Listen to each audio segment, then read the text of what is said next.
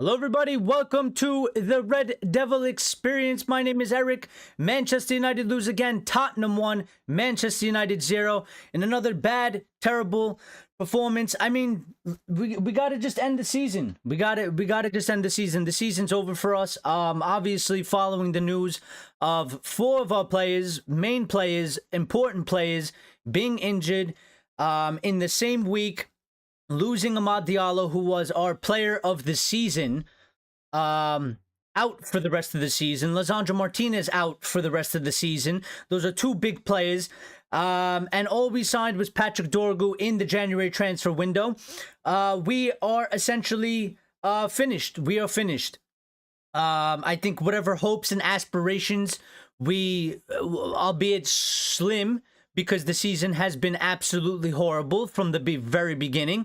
But whatever little hope we had left, I think has been absolutely crushed and sucked out of the club. And rightfully so, because, I mean, you look at today's performance, you see the team we had, you see how we performed, and you look at the bench, and there's no way that we're going to be able to do anything at all. We're not going to be able to do anything at all for the rest of the season. So, I mean, it's just absolutely just disgusting. It's horrible. INEOS have created this mess, and they deserve blame. But let's not get too blinded by the fact that the Glazers still own this club, and they are the main cancer, the main problem of this club. We're going to get into all of that. We're going to break down the match. We're going to do live player ratings if we should, because I don't even know if we should individualize it. I think we should just give the whole team a 2, barring 1 or 2 players, because that's how crap it was. But, yeah, you know, listen, whatever you have thoughts about Ruben Amorim, whatever you think, I think I just can't put much on the manager. I'm very disappointed that he didn't use any of the kids today. He should have played them. He should have put them on at the 60th, 70th minute. I'm highly disappointed in that. That's the one thing that I will get after Ruben Amorim. I don't understand why he didn't make subs. We know he likes to make subs. He makes subs early when he has his players.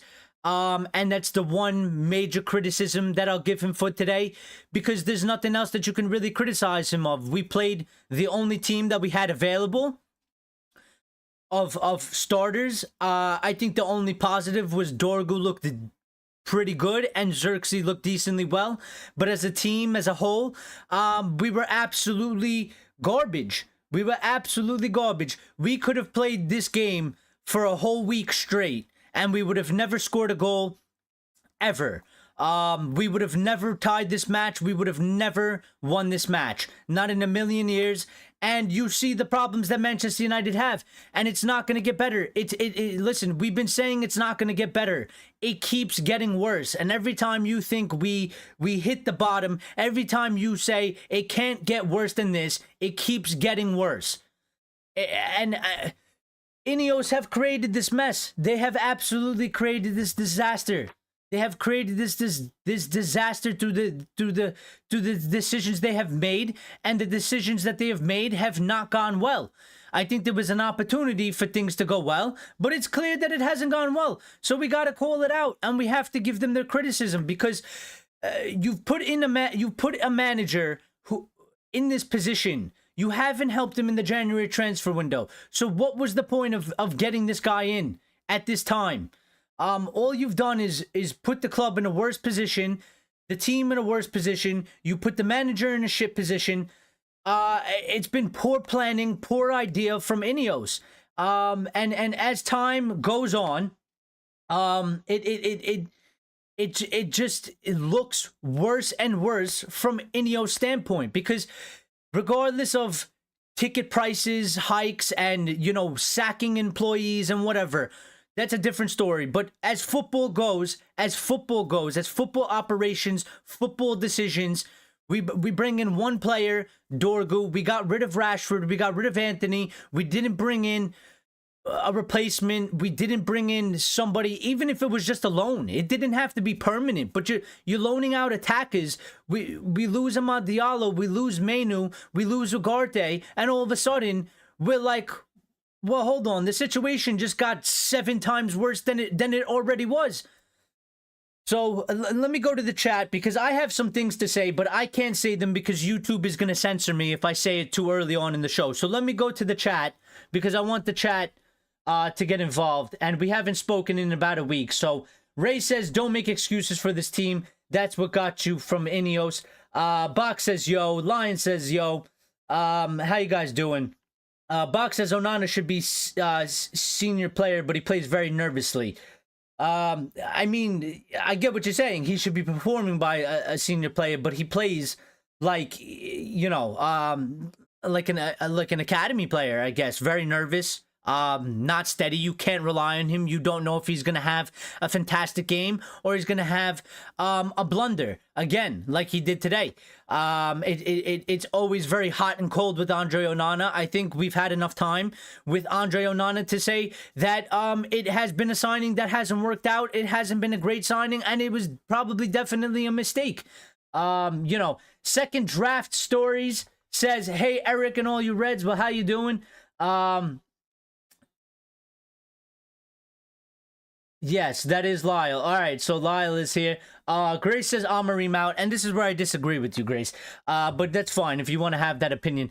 I can't be focusing on a manager. I can't even look in the direction of a manager. We're back to square one again.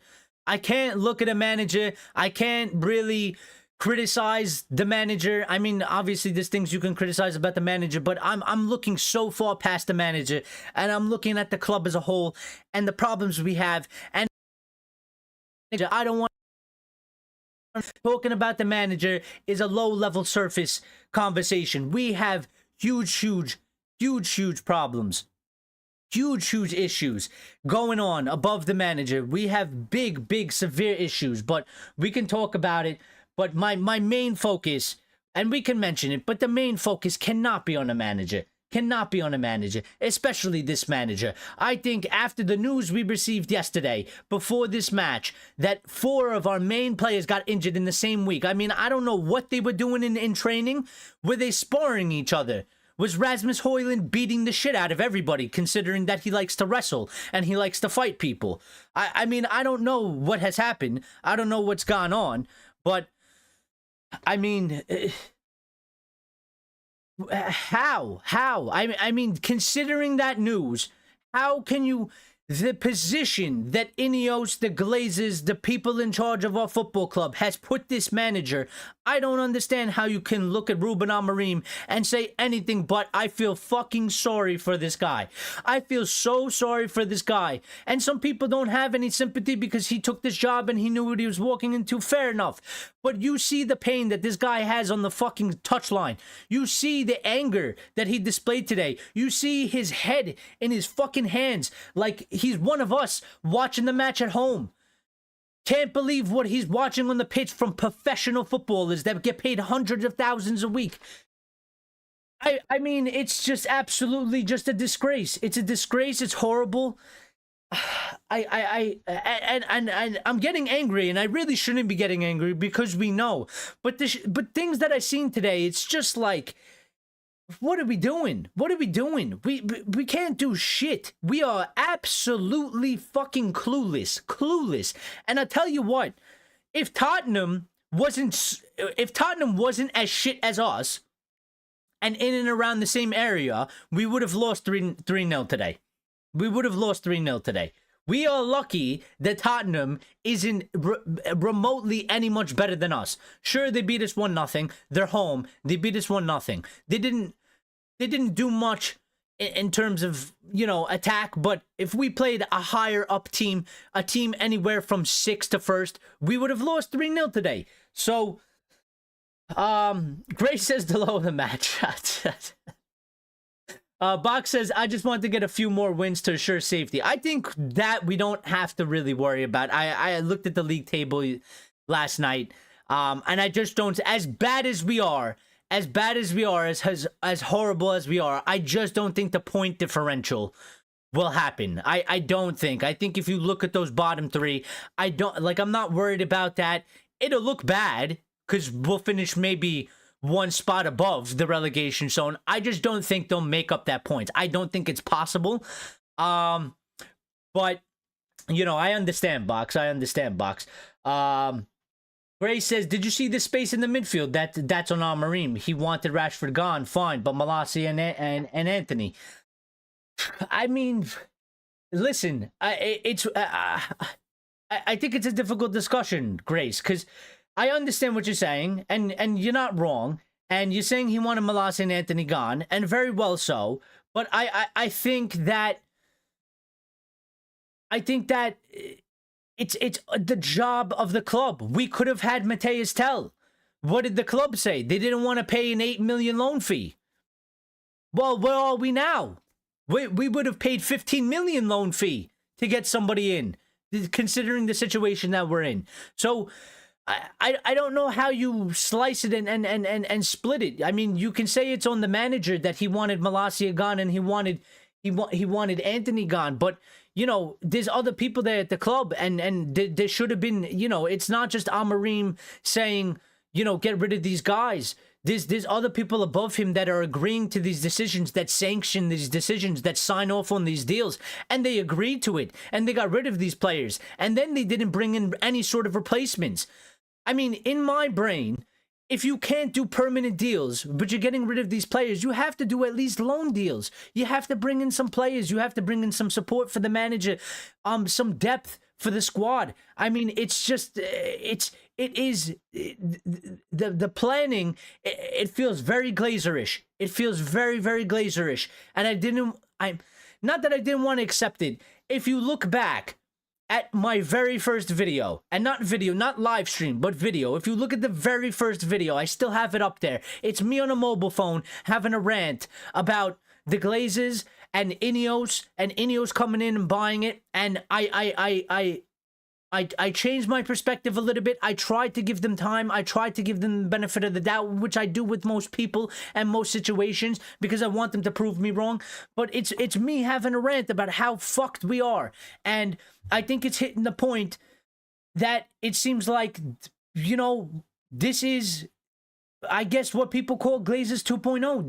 This situation that we are in, it's not football decisions. It is financial decisions. We are not getting football decisions being made at this club. We are not getting proper football operations made at this club. Even with Jason Wilcox there, even with, you know, Omar Barada being a little bit more football, but, you know, we sacked Dan Ashworth.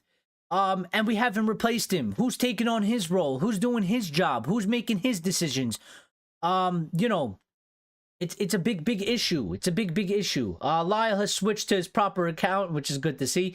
Box says Collier, Ugarte, Ahmad, Eriksson, Mano, Yoro, all injured in a day. And that's just, I mean, Collier, I think, was already priorly injured. And I'm not too sure about Eriksson, but Ugarte, Ahmad, Mano, all injured in one day. Grace says we had injuries last year and still finished 8th. Yeah, but we didn't have the season that we had now, Grace. The season ran very differently. We were in a very different situation. We had a manager that was here for at least a year in. And the season ran very differently. This situation, we started off very horribly. We sacked the manager. We bring in a new manager. This manager plays very differently. It's a combination of all things, and we're very light. I've been very worried about the midfield. I've been saying this for weeks. I said, what are you going to do? Play Kobe Manu and Ugarte 90 minutes every match. We're very light in that area. We don't have the depth because, yeah, sure, we have players on paper that you can play, like we saw Casemiro. How far miles off was Casemiro today? He's unreliable. We all know this. We all know he can't play. He is useless. He is useless. And now we find ourselves in a situation where either we play some unknown youth prospect that probably isn't ready for first team football, or we play a finished, dusted Casemiro that has no legs.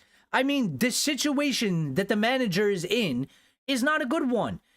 He takes a risk of playing a kid that may not be ready, that may get absolutely obliterated and embarrassed and outclassed and outplayed, or you play a seasoned veteran that has no legs, that's dusted, that's going to get run through. You know, either way, it's like a lose-lose in my opinion. You get a kid that runs around but isn't ready. You get a seasoned veteran that is dusted and is going to get absolutely run through. You can't win. You can't win if you're Ruben Amorim. You cannot win at this point in time and this point in position. You cannot win no matter what he does. It is the most shit situation that you could possibly go in. But again, I'm highly disappointed in Ruben Amorim in the one aspect that we've had all those kids on the bench. I'm looking at what I'm seeing on the pitch. After 60 minutes, I'm saying, fuck this. We're not going to win this match. We're not going to score a goal. And I would have put on 3 or 4 of them. And whatever happens, happens. Because at that point, I don't want to see these guys on the pitch anymore. These pros, these seasoned players, these experienced players. I don't want to see them anymore. I don't want to watch that for the next 30 minutes. Because they're shit. They're shit. And let's just point out for a second that I don't even think today showed that I don't even think it was a lack of like effort. I think it just shows that we are absolutely shit. We have no ideas. We have no ability. We have no skill. We have no like way of making shit happen. Because I saw the players on the pitch, they were at least trying to defend. They were putting their bodies slightly on the line, getting in front of the ball, you know, kind of at least defending for their life. So I don't think it was a necessarily lack of effort. I just think it's a lack of ability, IQ, understanding, execution. That's what was exposed today, is that it's not like we went on there and we didn't try. We tried, but our us trying is dog shit. So, I mean, you know, we're going to get after the manager, but this squad, and I've had a big, let me try and calm down a little bit. I've had a big sort of feeling over the last few weeks where I was thinking about overall the project. And what has transpired. And Ten Hag came in for a season, and I think many people said he overachieved. I think he overachieved. I think the majority of the fan base said he overachieved in his first season. He got his 3rd. He won us a trophy. Nobody really expected that. Everybody expected sort of we're going to struggle and fight for top 4 if we even make it there based off the season before, the team he inherited before. He did very well, and then it all fell off a cliff going from the 2nd season into his 3rd season and him until he got sacked. And I really do think that the recruitment wasn't good. We papered over the cracks. I think Ten Hag did as good as a job as possible with the team and papering over the cracks and the hole. And I think it's all collapsed once again because it was never done properly. And actually, the team that we had was not the team that finished 3rd. And maybe it was a team that we finished 3rd, but we dismantled it quite a lot, and we bring in new players, and I think this is the team we have. I don't think, like, you know, I think we discussed about INEOS thinking that, and I kind of felt like this too, that the team we have was 100% underperforming, and it was underperforming under Erik ten Hag, and maybe we were wrong, because maybe this is just the level of the team we have. Like, they are not supposed to be fighting for top 6, top 4. They're not good enough. They can't get there. We are a mid-table club. In one way or another. We finished 8th last season. We're gonna finish in whatever position we're gonna finish this season, anywhere from 8th to 15th to 16th, whatever it is. Prior to that one season with Erik ten Hag, where we finished 3rd, we finished in a shit position once again. And we've consistently finished in these places more than we finished anywhere close to the top 4 or we're in and around there or battling it out. So this is what we are. This is what we have. And this is what we need to change. No manager is going to come in here. I really don't care what anybody says. You can get the best of the best managers. They're not going to turn this situation around without help from up above, proper planning and a proper idea and a proper execution. And Amorim has been left out to drown. Line says, look, yes, United were shit, but the main problem was that United are just too slow. We have no pace. Spurs outpaced us all over the park. Well, Spurs press, right? And we tried to press too, and I think there was moments where we pressed okay, but the one thing that they're better than us is moving the ball. Why? There's so many of our players that they take 3 or 4 touches. Why? And I'm 100% sure Ruben Amorim is working on this in training. I don't understand how you can be a professional football player and you cannot learn the fucking concept of you take 1 touch, 2 touch maximum, get rid of the fucking ball. Why are players holding the ball? Let me do a little 5-yard dribble because I'm gonna look good, and then let me give it to the player that's in anchors of space. Let's move the ball. I don't understand and this is the thing that I'm saying, like, our players don't have this IQ. They don't understand this concept. They're slow. They're dumb on the ball. They are dumb. They are stupid on the ball. They don't understand the concept on the pitch. They don't understand the game in front of their eyes. Like, we need to move this ball. There was how many times one of our players had the ball and they thought they could sit down and have a fucking picnic today when they had the ball and get dispossessed instantly because they didn't realize the pressure, the press was on them that was happening for all game. I mean, when you're on the pitch, you have to assess the situation yourself. The manager can't go on the pitch and hold your fucking hand and be like, hey, listen, you do understand that you're getting pressed and you're losing the ball. Maybe you should not take 3 touches and pass it the first fucking time. And every time this has happened, every time we start a game, we start a match, we go in the first half and we go, Ruben Amorim is going to have to talk to them because I don't know what I see in the first half, but they're not getting it done. And you go in the second half and it's slightly better. Why? Because he gives them instructions and he tells them specifically. He is holding their hand like they are children and saying, listen, you guys can't do this. You're doing this too long. I need you to do this. I'm going to walk you through it. These are not players that are going to succeed in anything. These are not the type of players that you need. They go on the pitch. They need to handle and assess the situation themselves. We don't have leaders. We don't have smart players. We are just absolutely dog shit. We are dog shit. Dog shit. As a whole, as a unit, collectively, we are fucking dog shit. And it is a disgrace. And it ain't gonna get better. It ain't gonna get better. Ray says we're better have kept Erik ten Hag. Maybe, but again, we don't know how that would have went. In hindsight, it's easier to say this. I think many people, majority of the fan base, kind of felt like we should be doing better with the players we had, with the team we had. I think it was disappointing the way we started the season. I think many people lost faith in Erik ten Hag. I think it's very easy to look at the situation and the mess that we've gone into because of INEOS and because of the Glazers, and say, yeah, you know what? Maybe now we should have kept Erik ten Hag, but it didn't look very good at that situation either, and we don't know where we would be now. Right now, we could be in the same situation. You know, it could be worse. He could have, you know, it could be the same.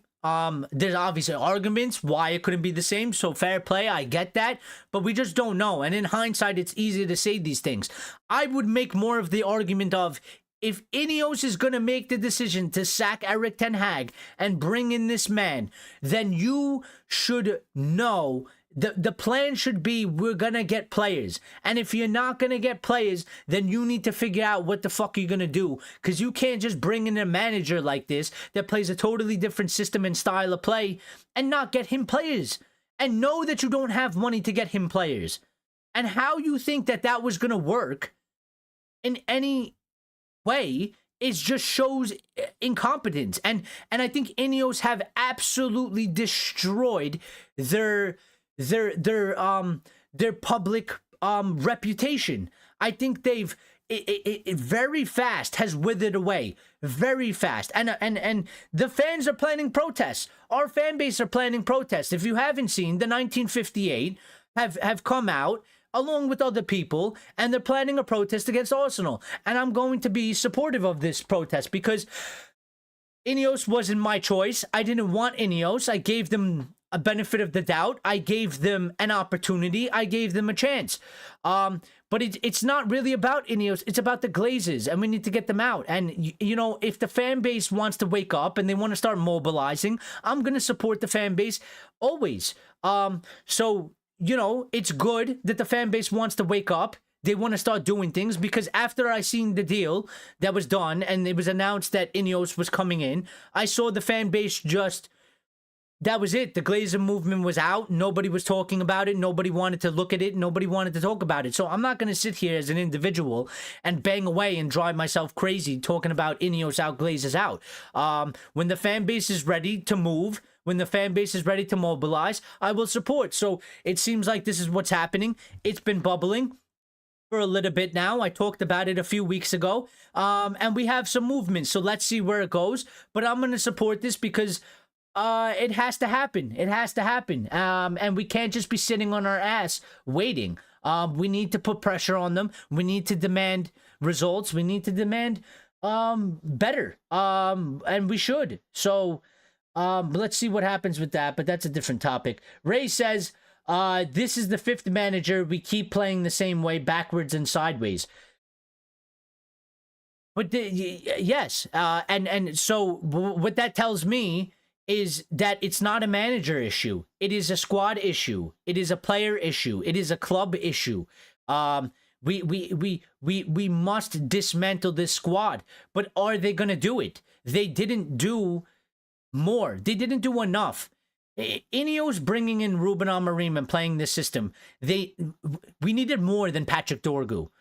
I like Patrick Dorgu. He looks pretty good. I think he was one of our best players today, which I don't know how far of a bar that is, but in terms of and let me just say something. Dorgu is one of our better players today and so far. And do you know why? Because Dorgu is new. Dorgu hasn't been succumbed to this rain cloud of dog shit that happens to every Manchester United player after they join Manchester United. He's still fresh. He's still new. He hasn't been infected by this cancer yet. It will happen because it happens to all our players. How good was Maz? And then how good has Maz been over the past couple weeks? He's been infected. All the players that come get infected. Rasmus was looking promising, more promising last season. He's been infected. He looks awful. Xerxes is new. People are, saying Xerxes played good today. He was probably our best player. Very good. It's his first season. He'll get infected later on. Garnacho has been infected. Everybody gets infected after a certain amount of time, and they go from looking halfway decent, promising, to just absolutely dog shit. So yeah, Grace says if Xerxes and Garnacho weren't so crap, we could have beaten them. Listen, I mean, Garnacho was very, very poor today. It was very disappointing. I don't understand, but this is what I'm saying. Garnacho is one of these players. Compare last season Garnacho to what's going on with Garnacho now. And you can blame whoever you want, but we've seen this story before. It's not, I really don't think it's a manager thing. I think it's a bigger issue. Why does this happen to all of our players regardless of the manager? Why do we play awful regardless of manager? Because I think what we've gotten this season is we have had two managers in the same season, and we see many of the same issues. Meanwhile, they have different philosophies, different formations, different styles of play. They're different human beings. They have different ideas, and yet we see the same problems. And so what that tells me, what I'm watching is a side-by-side. And it's like, it's not the fucking managers. It cannot be. Everybody wants to go in on the managers, and it's clearly not. It's clearly not. Sure, the managers make mistakes. Sure, they get things wrong. But obviously the bigger problems, the bigger issues that we keep not addressing, that keep coming into the team, that keep affecting us on the bigger levels that are more important, are not from the manager. It's coming from the club. And INEOS haven't addressed these fucking things. They haven't properly addressed these things. And some can argue that they've made it worse. They've made it way worse. And they've if anything, they haven't resolved issues, and then they've piled more problems onto it. So I'm trying to calm down, but I just, I worked my ass off all fucking week. I come and I go, I can finally watch Manchester United play, and I know it hasn't been great, but you still hope that maybe they can put in a good performance, maybe they could get a good result, give you a little bit of joy.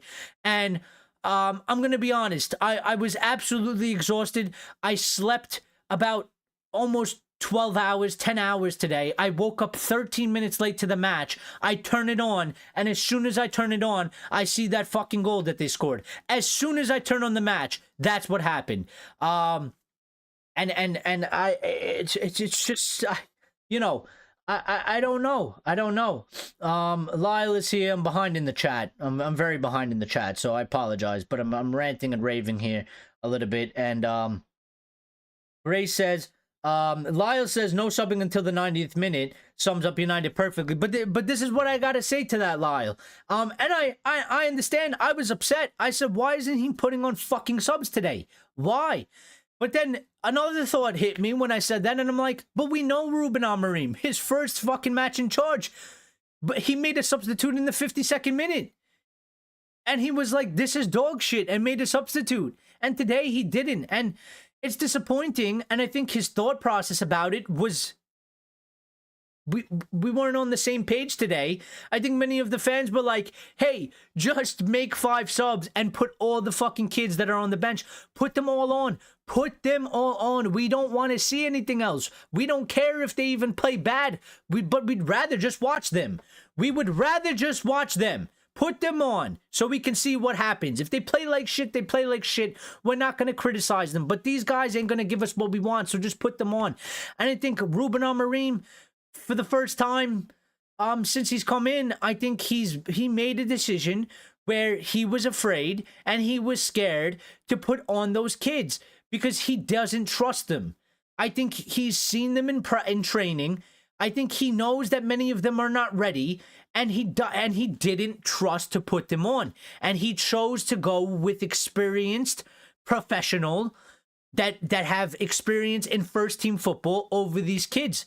Now I hope they asked him after the match why, because that would be one of the things that I would ask him if I had an opportunity, and not as a journalist, but as a fan of the club. I would ask him, why were you so reluctant to make a sub? Why did you put fucking Cheeto on in the 90th minute? What is Cheeto gonna do with 3 minutes injury time? Why couldn't you put on Cheeto with 75 minutes left?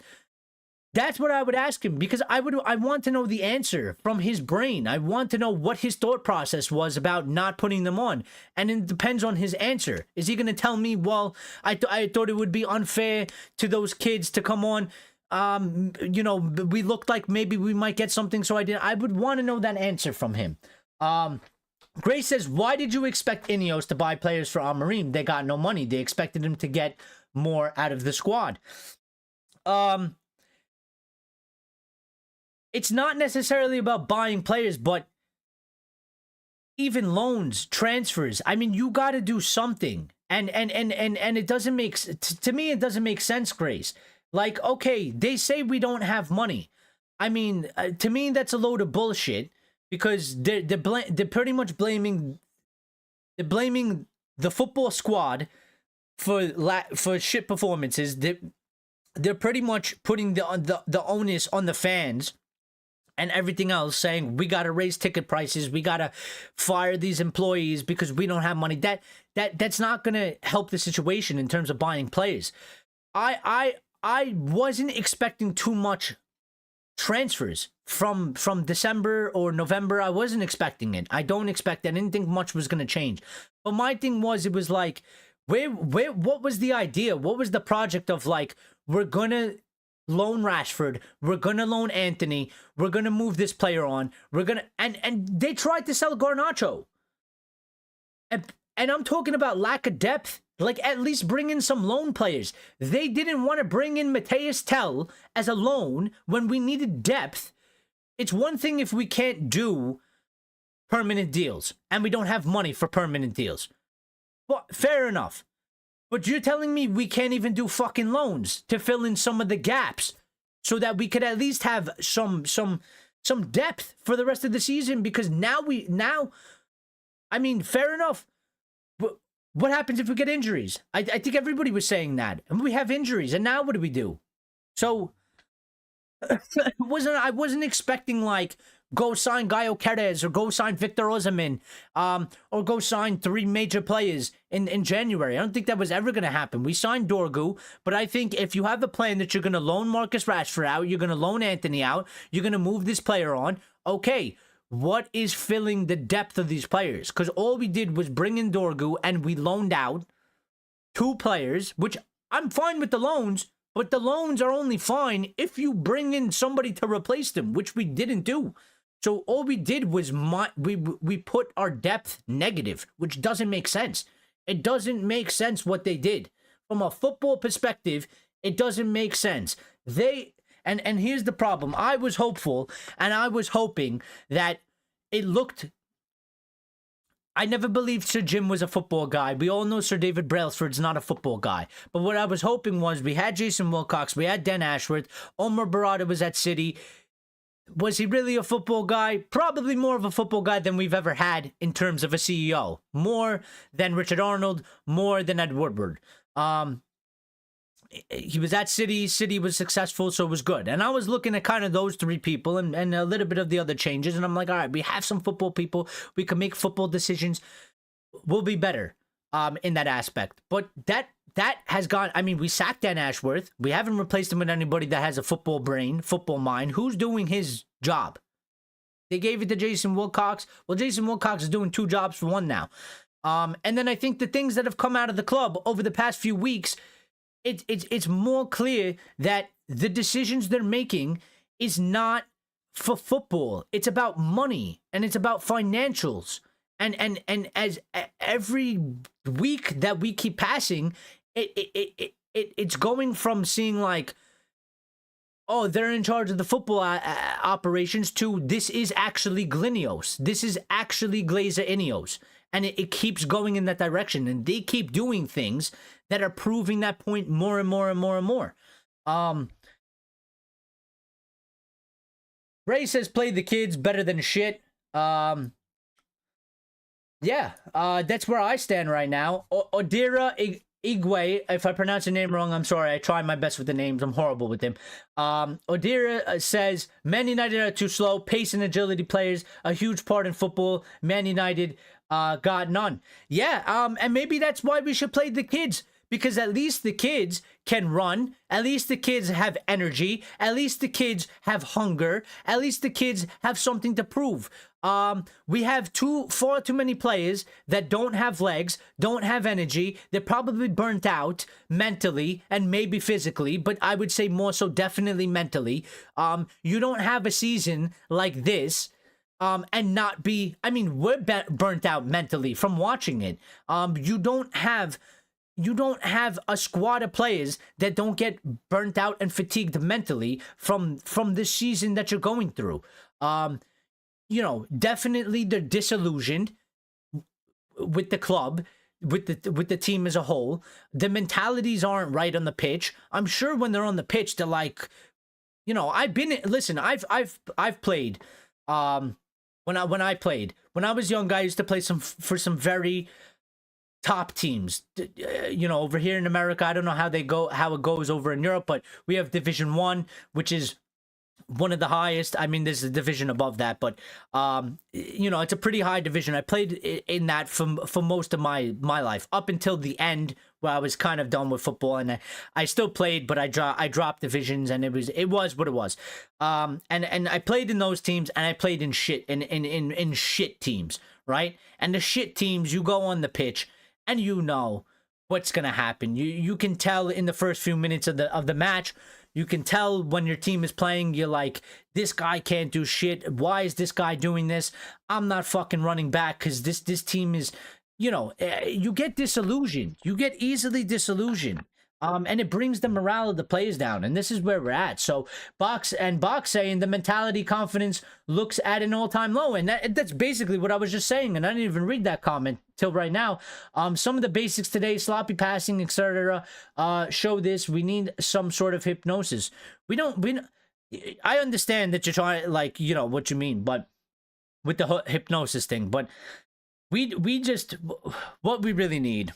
And again, I think it's good that I've been sucked out of this and not been able to do shows for the past week, because it gives you a lot of time to listen to others, to listen to the Manchester United fan base, the community, hear different perspectives, hear different thoughts, and also then I take a step back and I look at things as a whole, and I have more time to think, and I don't get too sucked into the daily news. And what we need is we need the fucking we need the Glazers gone. We need INEOS gone. I don't think we're gonna do anything unless that happens. I think things are gonna keep getting worse. Because they do keep getting worse, and things aren't changing, and things aren't helping. So I understand what you mean by hypnosis. I would use that as, we're just not gonna do what. Nothing is gonna. We're not going to return to being a strong, serious football club until we get ownership change at the top. And I think somebody like Richard can attest to that, because he's lived through periods of that where we had horrible shit owners, and they were horrible shit periods of football. And then once they were gone, shit really started to change. Lyle says, I'm really scared of playing the youth in this situation. Yes, we have nothing else to do, but we may destroy that prospect. Listen, I think maybe don't start them, Lyle. I understand. I'm one of those people as well. I kind of have that fear. I kind of have that problem. But at this point, as a team as a whole, we have nothing to lose. I think the fans should understand the situation. We shouldn't be going in on any of these youth players if we are to do things like that. And I understand maybe from an individual perspective, maybe, I understand what happens if we kill the confidence, we hurt the individual player themselves. But we need to try and mix something up. We can't do this. We cannot play this team of professional starting 11. We can't do this again. It needs to be mixed. We need to put on 3 of them at least, or something. Because we're not gonna. We won't win another fucking match for the rest of the season. With what we've seen today. So, with an unprecedented injury crisis, or slip down the table, Amorim should tweak the system just for the short term. But here's the thing. I think he is tweaking the system. He has been tweaking the system. There's not much that he can really do other than change the number. But he's not going to do that. And I still don't want him to do that, because I don't think that that's necessarily the problem. In my opinion, we were shitting a 4-back. And we're shitting a 3-back right now. The number hasn't really done anything. The bigger issue is the things that I kind of think you mentioned before, with the confidence, mentality, morale is at a low. Changing the 4-back, changing that, he's been tweaking. This isn't what he wants to play. I don't know if people really understand that, but playing the low, playing right backs and left backs at the wing back position is not what he wants to do. It's not his actual real philosophy. It's not what he wants. He wants wingers. He wants players like Diallo. And people like Diallo, whoever else he could get, but we don't have that. So he has been tweaking. That's why I think you see Mano going from there to behind the striker to playing striker. He's trying to tweak, but you can only tweak so much with what you have, which is the bigger issue of why we are saying we like, Gray says if It weren't Casemiro's fault. It was on Bruno. He kept leaving him on his own. Casemiro was fine with Ugarte. But what are we gonna do? I don't disagree, Grace. But for today, what do we do? What do we do? Ugarte is injured. Mena was injured. So what do we do? We don't have the depth. We don't have the personnel in this club. And this is what I'm saying. Like, and this is why I don't want to get on to the manager.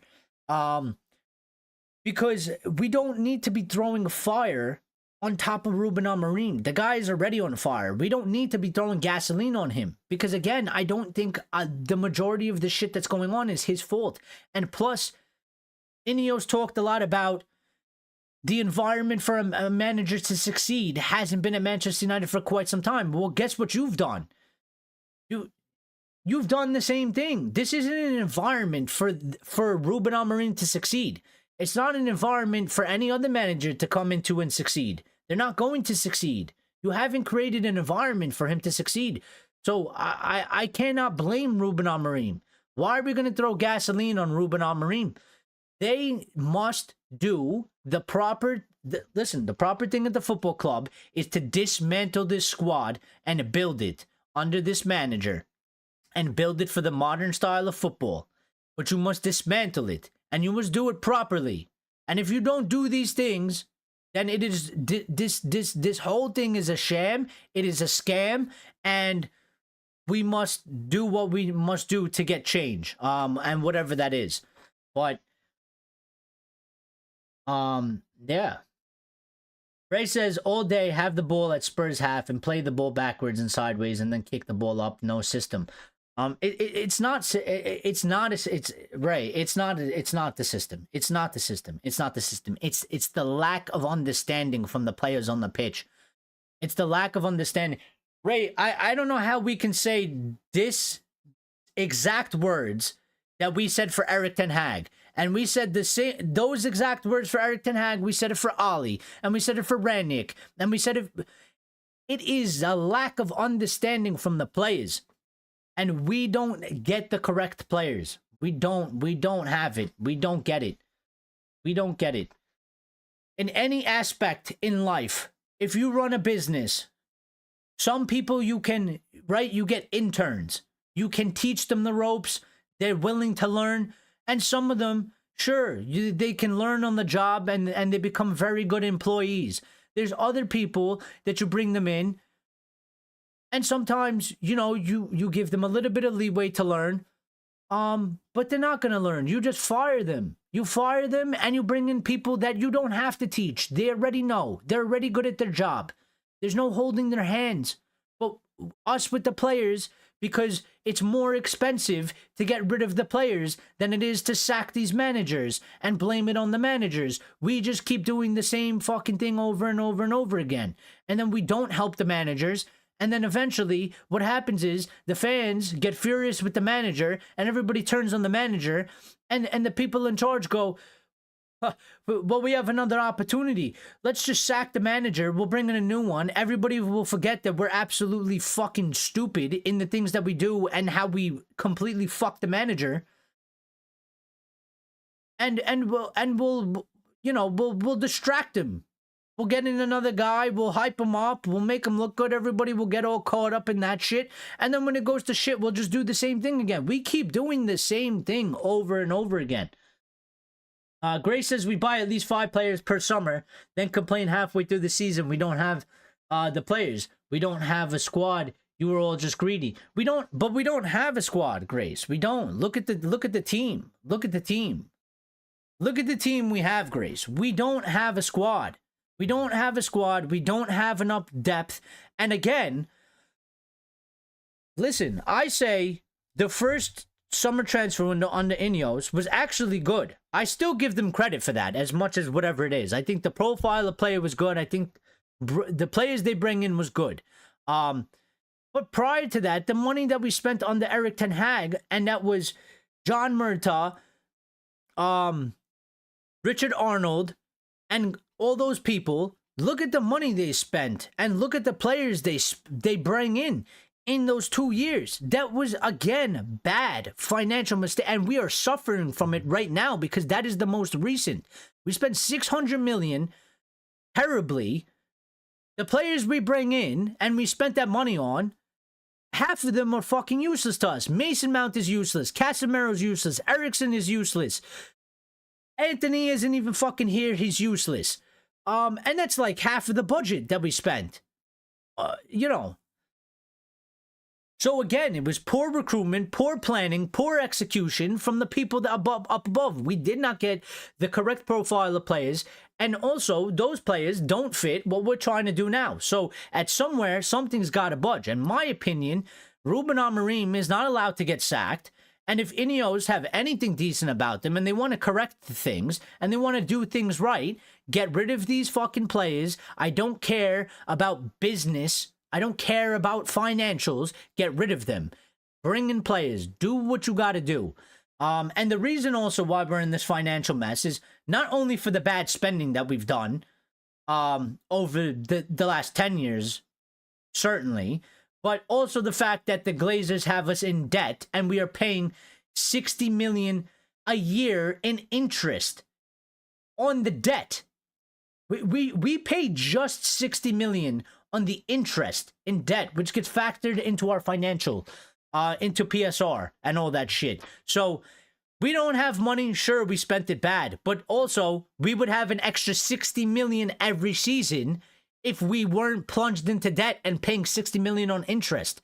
So again, the Glazers are still fucking us, and this is where I have a problem with the football club now, because they're taking it out on the fans. They're taking it out on employees. They're saying, we got to raise ticket prices. We got to do this. We got to do that. We don't have money.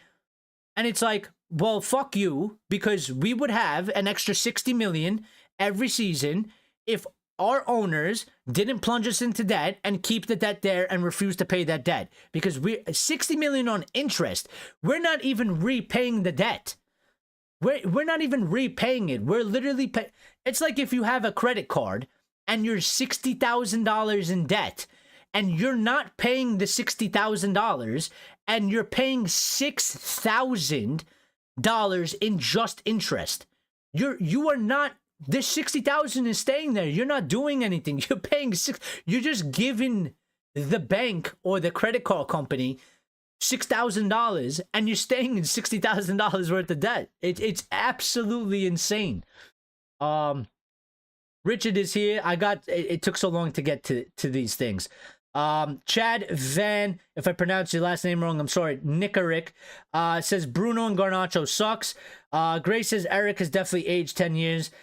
He looks different. I haven't shaved. I haven't gotten a haircut. I've been working too long. And lack of sleep, so I probably look horrible. But also, yes, Grace, this doesn't help. Bruno and his fans out, says Chad. Richard says, how bad do we have to be for some of those kids to get 5 minutes? I mean, maybe we'll see it next match. Maybe we'll see it next match. Yes, Grace, try and moderate. And try and be nice.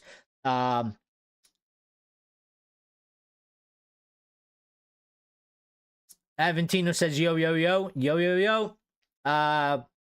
Box and chat having a good go, which is fine, but keep it respectful. Mohammed, I'm going to butcher this, but Mohammed Abdullah Mustafa. Wow, I actually did pretty good, I think. The problem with Man United is it's the playing system. But I don't know. We're saying this for. We're saying it's the playing system for Ruben Amorim. It was the playing system for Ten Hag. It was the same for Ali.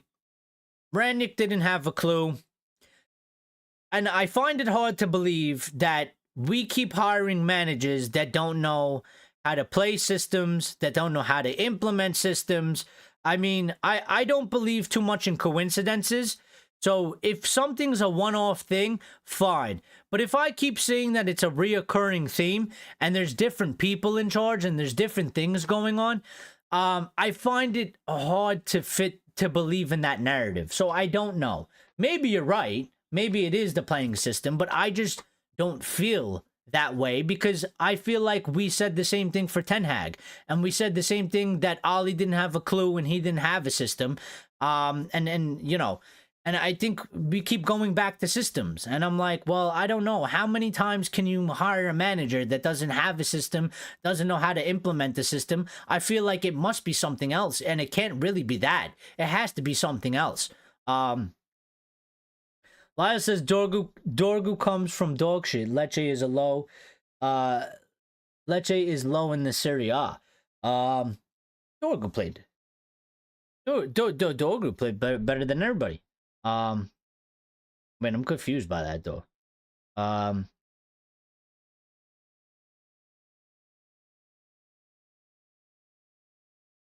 Everyone was poor, says Richard. Holy shit. Can nobody... I'm confused.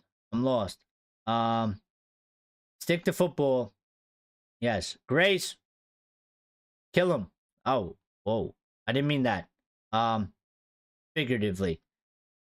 Get at him. I didn't mean that. I don't know why I said that. Yeah, don't actually do that. I don't know why I said that. Ray says, we could have got Marcus Thuram on a free instead of Højlund. Varela when he was at Boca. Kim and Jay from Napoli. We're definitely gonna get demonetized for that. Kept Kumbala instead of selling them and spending 50 million on Euro. Yeah, I mean, sure. But we still need to spend our way out of this. And yeah, but listen, I don't even necessarily disagree with you, but now the problem is I'm looking at it in two ways, Grace, because it's like that. Well, that was under Richard Arnold and co, and whatever came after is under INEOS, and I don't even think what INEOS, at least in the summer, has done. I think what they've done with the whole manager situation, and then not having the proper plan of, you know, what are we gonna do to kind of back this manager, and I think it became quite clear and evident that after like 2 months. Because he started in November, and you know, we knew January was coming. And we refused Mateus Tell loan because of 8 million, and we didn't want to feel like we were improving a player for a player that wasn't going to become ours, which is fucking nonsense when you look at the situation that we're at now. You know, but certainly there was some things that we could have done. Like, we could have got Marcus Thuram on a free, sure, instead of Højlund, even though the plan was always to get Højlund and to get an experienced striker. And I think one of the things that INEOS hasn't done, and they seem reluctant to do, is to get an experienced striker. We have Xerxes, we have Højlund. I still think we need an experienced striker, but there's so many gaps and holes in Manchester United that we need to fill. You know, I'm not saying to go get a 29-year-old striker, but get somebody that's 26. They're in a perfect age. 25 years of age. I don't know, somebody that is a little bit more proven. Go spend that money. Again, Casemiro and Eriksen, they need to be moved on. They're useless. Mason Mount, useless. Anthony, can't rely on him, useless. Marcus Rashford, finished. We gotta get rid of these players and then use that funds and properly get in people to replace them. And identify players that they don't have to be stars, but if they fit the system, and they have good abilities. Like, I think Dorgu he looks good. Let's see what happens as he continues to play him and play more, but he looks good. I like him. I think he has qualities. I can understand why we signed him. I can understand what he can do for the system that Ruben Amorim is playing. I get that. So, Bach says, I think INEOS implemented better scouting as business in a way. It's all too late as we've got so much mess to fix. Well, it's definitely a big mess that they have to fix, but you got to do something. You can't just like let it sit here. Grace says Mount for 55 million instead of waiting 1 year. Yes. Onana for 50 million, Anthony for 85 million, rather than get him at the start of the summer for half of that. And Grace is making all the good points, and this is what I was trying to talk about before. This is what I was talking about before. But those things, Grace, I think it's just important to say, like, those things were done before INEOS. And INEOS has split themselves. I think they did good in the summer. And this plan, or whatever, these decisions that they made, sack Dan Ashworth, get nobody to replace him, bring in Ruben Amorim, naively thinking that, oh, it's just the players' performances under the manager, and when we get in a new manager, the players' performances will go up and we'll do much better. I think after 2 months, or a month and a half, like I think from November to December, when you get to January, I think it was clear and evident that like everybody in the fan base was like, hey, this guy needs help. He needs reinforcements. He needs people. He needs players. The personnel aren't correct. It's not that they're just underperforming. They literally can't do the things that we need to do. And they didn't have a plan for it. They didn't execute well. They loaned Rashford out. They loaned Anthony out. And they didn't have an option of like, they didn't identify like, hey, if we loan Rashford out and we loan Anthony out and we go to sell Garnacho, that's 3 players gone. Well, how many players are we going to get? We got Dorgu at left wing back. We loaned out Malacia, right? Which is another option. So we've destroyed our depth and we haven't bring anybody in. And we were already, when you look at the squad as a whole, we were already had that feeling of we're lacking depth in terms of options. And that's the problem I have with what INEOS has done. Even if they didn't have money, it doesn't make sense then. I don't know what you do. Like, how do you... like, okay, you can't sign players on permanent transfers because you don't have money. If that's the excuse you want to give us, fine. But there's no way you can't tell me that we can't loan in two, 3 players just to fill the gaps for the rest of the season. There is no way. There is no way. And you look at the two teams, Manchester United, we screwed the January transfer window, and Arsenal. Now, Arsenal won yesterday, but they lost Kai Havertz, and they're trying to fight for the title. I think they're screwed. We're screwed. Lyle says, Eric, we have 154 million in transfer spending due to be paid this year. It needs to be paid this year. It automatically destroys our PSR already. Yes, fair enough. And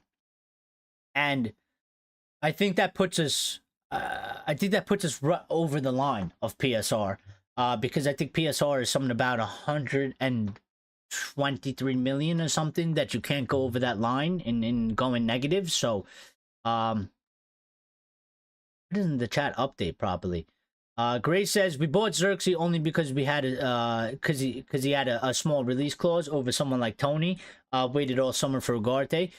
Well, yeah, that was something that wasn't good. Wesley Hall saying Onana's goalkeeping is always called into question. Shake my head. If you're gonna push the ball, why not try to push the damn ball out of play and hold on to it? This player is poor. And yeah, it's a reoccurring thing. I said it in the beginning of the show. It's hot and cold with him. He either has a very brilliant game or he has, or something like this happens. So it hasn't been a good signing. It hasn't been good.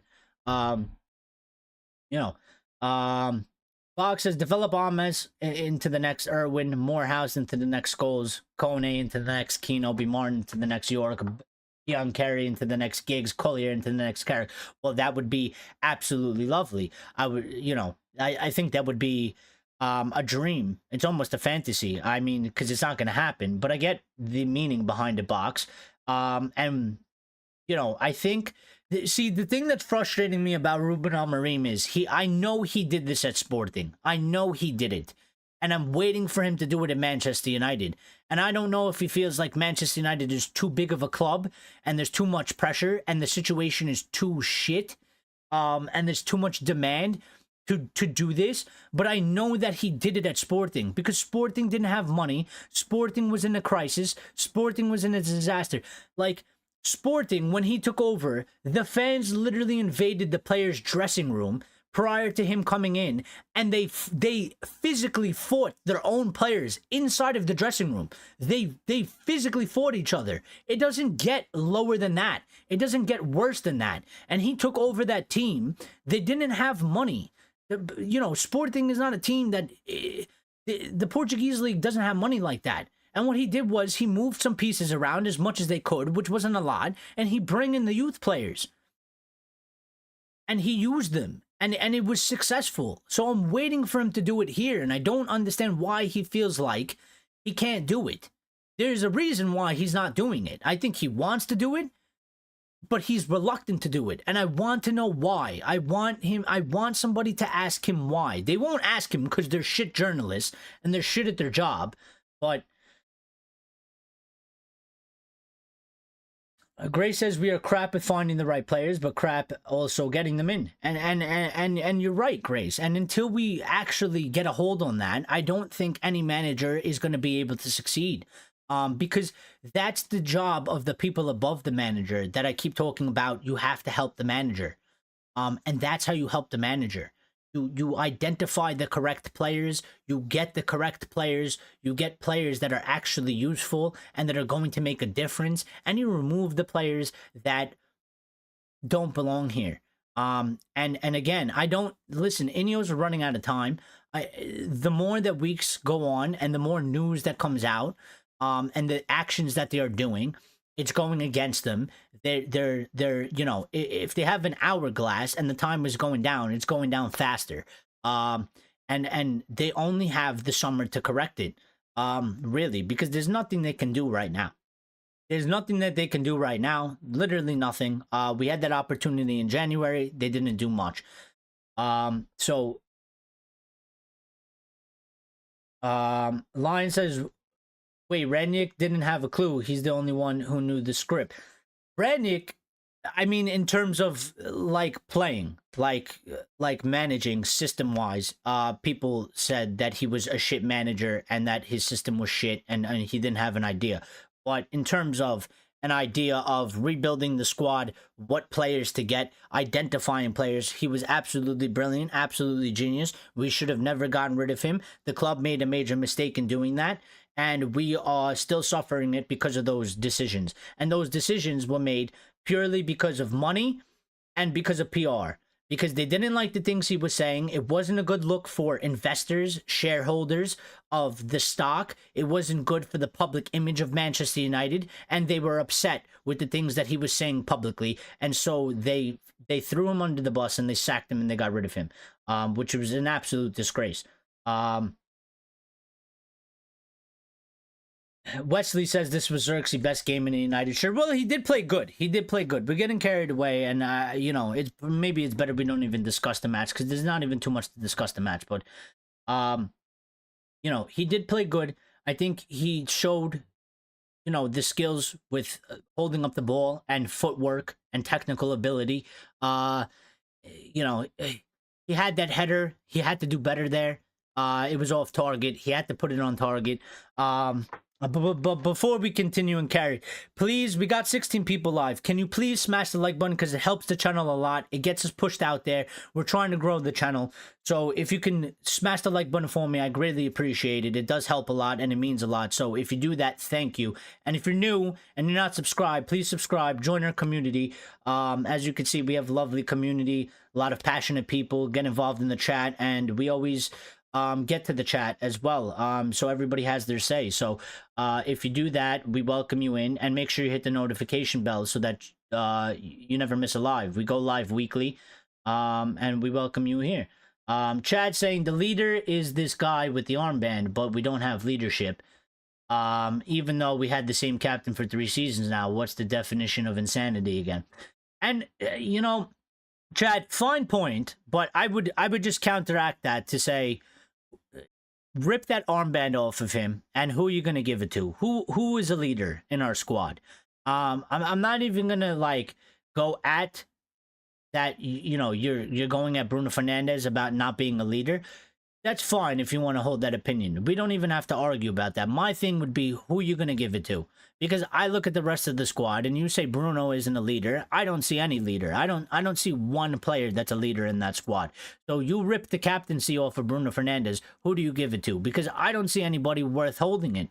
I don't see anybody that there's nobody there that I would be like, yeah, take it off of him and give it to that guy because that guy is definitely a leader. Everybody is in the same boat. Everybody is shit. Everybody is has a lack of mentality. Everybody is not a leader. Everybody is we are just dead. We are dead.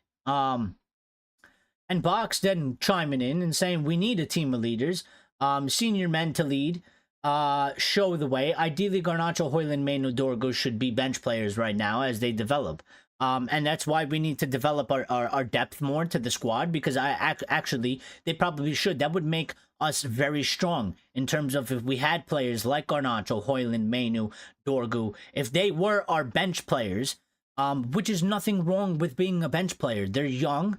They should be developing. They shouldn't have the pressure of this shit toxic Manchester United on and the weight of the world on their shoulders. There should be more experienced players leading the line, like Box is saying. And it goes back to the point that I said in the beginning of the show, that these players go on the pitch, and these senior people, these experienced players, they don't assess and they don't handle the situation that's unfolding in front of them on the pitch. They need their hand held. Why is it every time we go into a match, we play the first half like shit, we concede, or we're just awful. We go into the second half and we always play much better because Ruben Amorim has to rein them in, go into the dressing room and tell them things that they should already know, and they should already be adjusting and seeing as professionals on the pitch. They should be doing. They should be managing themselves on these little aspects on the pitch, and they don't do it. They need their hand held. They need the manager to tell them, hey, stop taking 3 touches. They should know this. If you go into a game, you should have the awareness like, hey, the fucking pressure is on us. They're pressing us. I can't take this time on the pitch. You should be aware as a player. You should be aware that, the first 2 times it happens, fine. When you get the ball the 3rd time, you should know that that player is on your ass and you don't have time to take 3 touches. You should know that Dorgu is fucking open in miles of space 15 times during the match, and there's no need to think about what you're going to do. You just know he's there. Give him the ball. But they don't do these things. And they need the manager to hold their hand and tell them this. Wesley Hall says they didn't do good in the summer. They kept Ten Hag. I mean, good.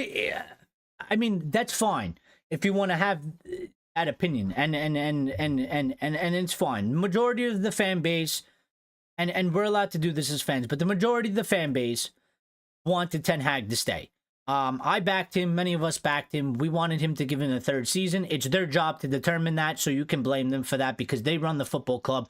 We're fans. We have opinions. Our opinions don't really have an impact on what actually happens at the football club, per se. It doesn't have a direct impact in any way. And if we have an opinion, it doesn't do like lasting damage, like making actual decisions. But when I say they did good in the summer, I mean in transfers. I mean in like the profile of player that they bring in, compared to when you compare it to what we were doing before they held that summer, and you look at the money we spent, and you look at the players we bring in, and you look at some of the players that are currently still in the squad. That's what I mean by they did good in the summer in terms of transfers, when you compare it. Now, again, you can argue that that bar isn't really high, because the bar was low and it was shit. So it's not like it's an exceptional achievement. I'm just saying that it was an improvement when you look at it from that aspect to this aspect. But we obviously need to do better, and we need to do more. And, they're talking about they want to win the league in 2028. I don't know how the fuck they plan on doing this with doing the things that they're doing. It doesn't make sense. And it seems like a clear Glazer PR move where it's just like kick the can down the road. We'll try to push the fans to make them wait for 3 seasons, and when it fails in 3 seasons, we'll come out with something else, some other excuse, some other distraction, and we'll put it on that, and we'll try and reset again, and we'll kick the can down the road once again.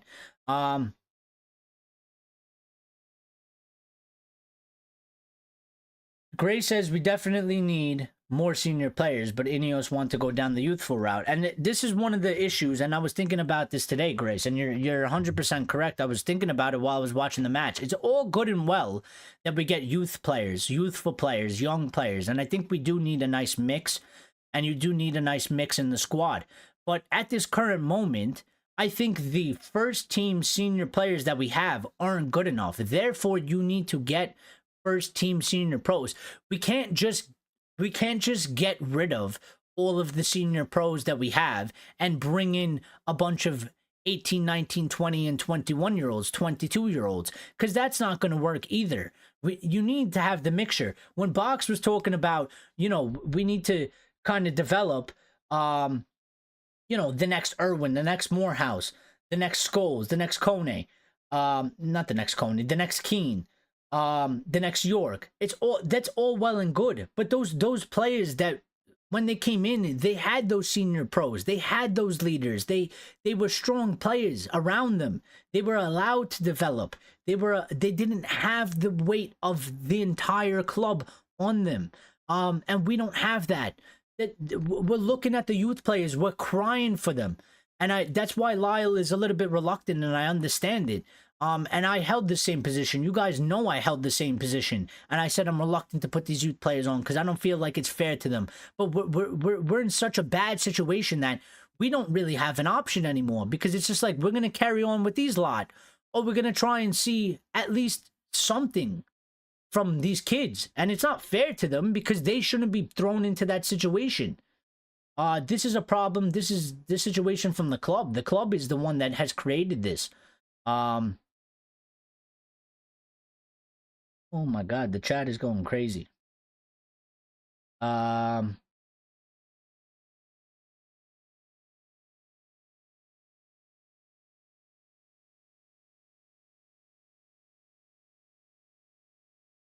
Back in the day, we had Keno with the armband, but the entire team led the way to trophies.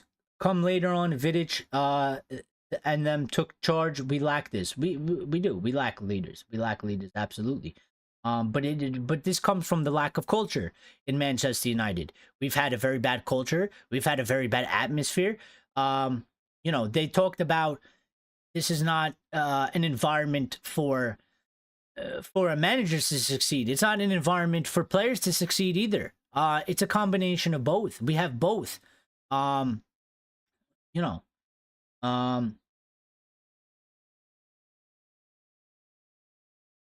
Fox says it's a modern football problem, though, less leaders. Now, yeah, the game has changed, the mentality has changed, but I would say, look at other teams. When I talk about, you don't have to be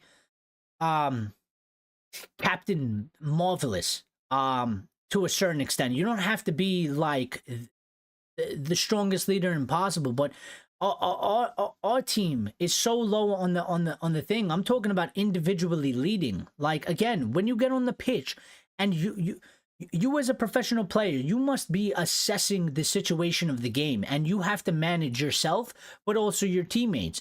And when there's certain situations going on in the game, yeah, the manager is going to be shouting instructions and he's going to tell you, but you have a responsibility as a player to know things as well. You're not a child. This isn't under fucking 13s.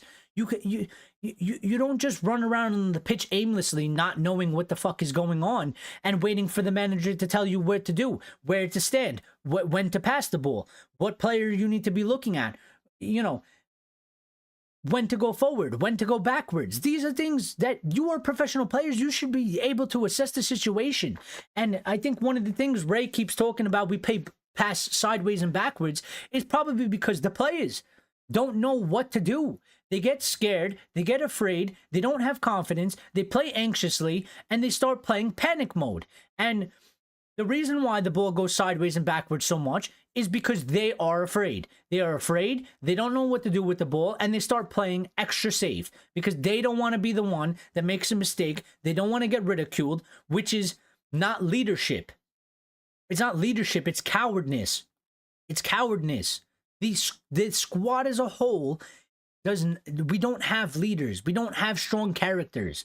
They are weak. They are weak.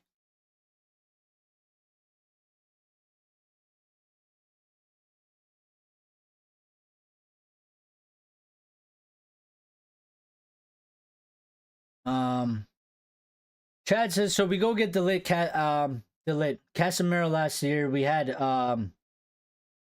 Varane, Eriksson is a leader. Martinez is also a leader, but Bruno's body language is not that of a leader. I mean, listen, I don't know. You can argue about his body language, but there's the counteractive of the guy constantly runs around and he gives his all. If it's not good enough, it's not good enough. It is what it is. Body language is another thing. Obviously, he bitches and moans. I've always accepted that because he's Portuguese, and a lot of them do that. A lot of them do that. And maybe it's a cultural thing. Ronaldo used to do it. Ronaldo bitches and moans and cries all the time, but no, and they used to get onto it about him when he was younger, but nobody fucking says a thing about it because he's Cristiano Ronaldo and he bangs in goals and he wins teams games. But Ronaldo's an exception, right? Just like Messi is. There's no other players like them. And I would say, yeah, Martinez is a leader, but Martinez is out for the rest of the season. So, we lose that. And maybe De Ligt, but De Ligt is his first season here. And sure, he has experience, but his first season here, I think we kind of made that mistake with Harry Maguire and giving the captaincy to a player that's gotten here in his first season.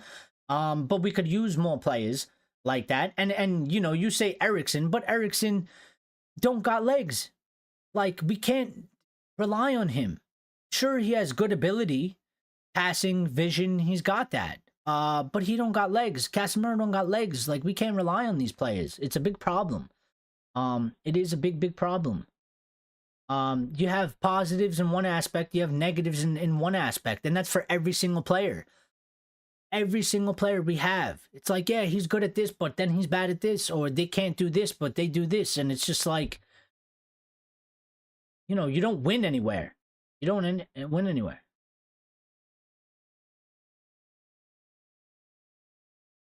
Yeah, Austrian manager. Gray says, smash the likes or get drop kicked in the face. Well, that's one way to try and get likes. Maybe effective. Box says, Evans is the best leader and he's nearly 40 and on the verge of retirement.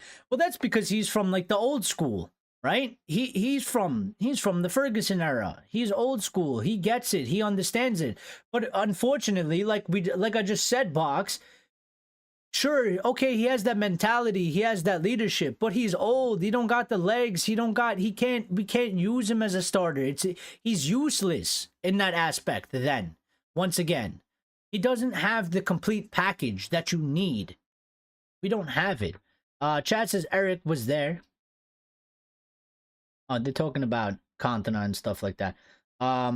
Chad says De Ligt can be captain, maybe very well so, but I would be against putting him in captain in his first season and this situation. Maybe next season. Chad says Casemiro can be the leader. No, he can't, because I just watched him play, and he don't got it.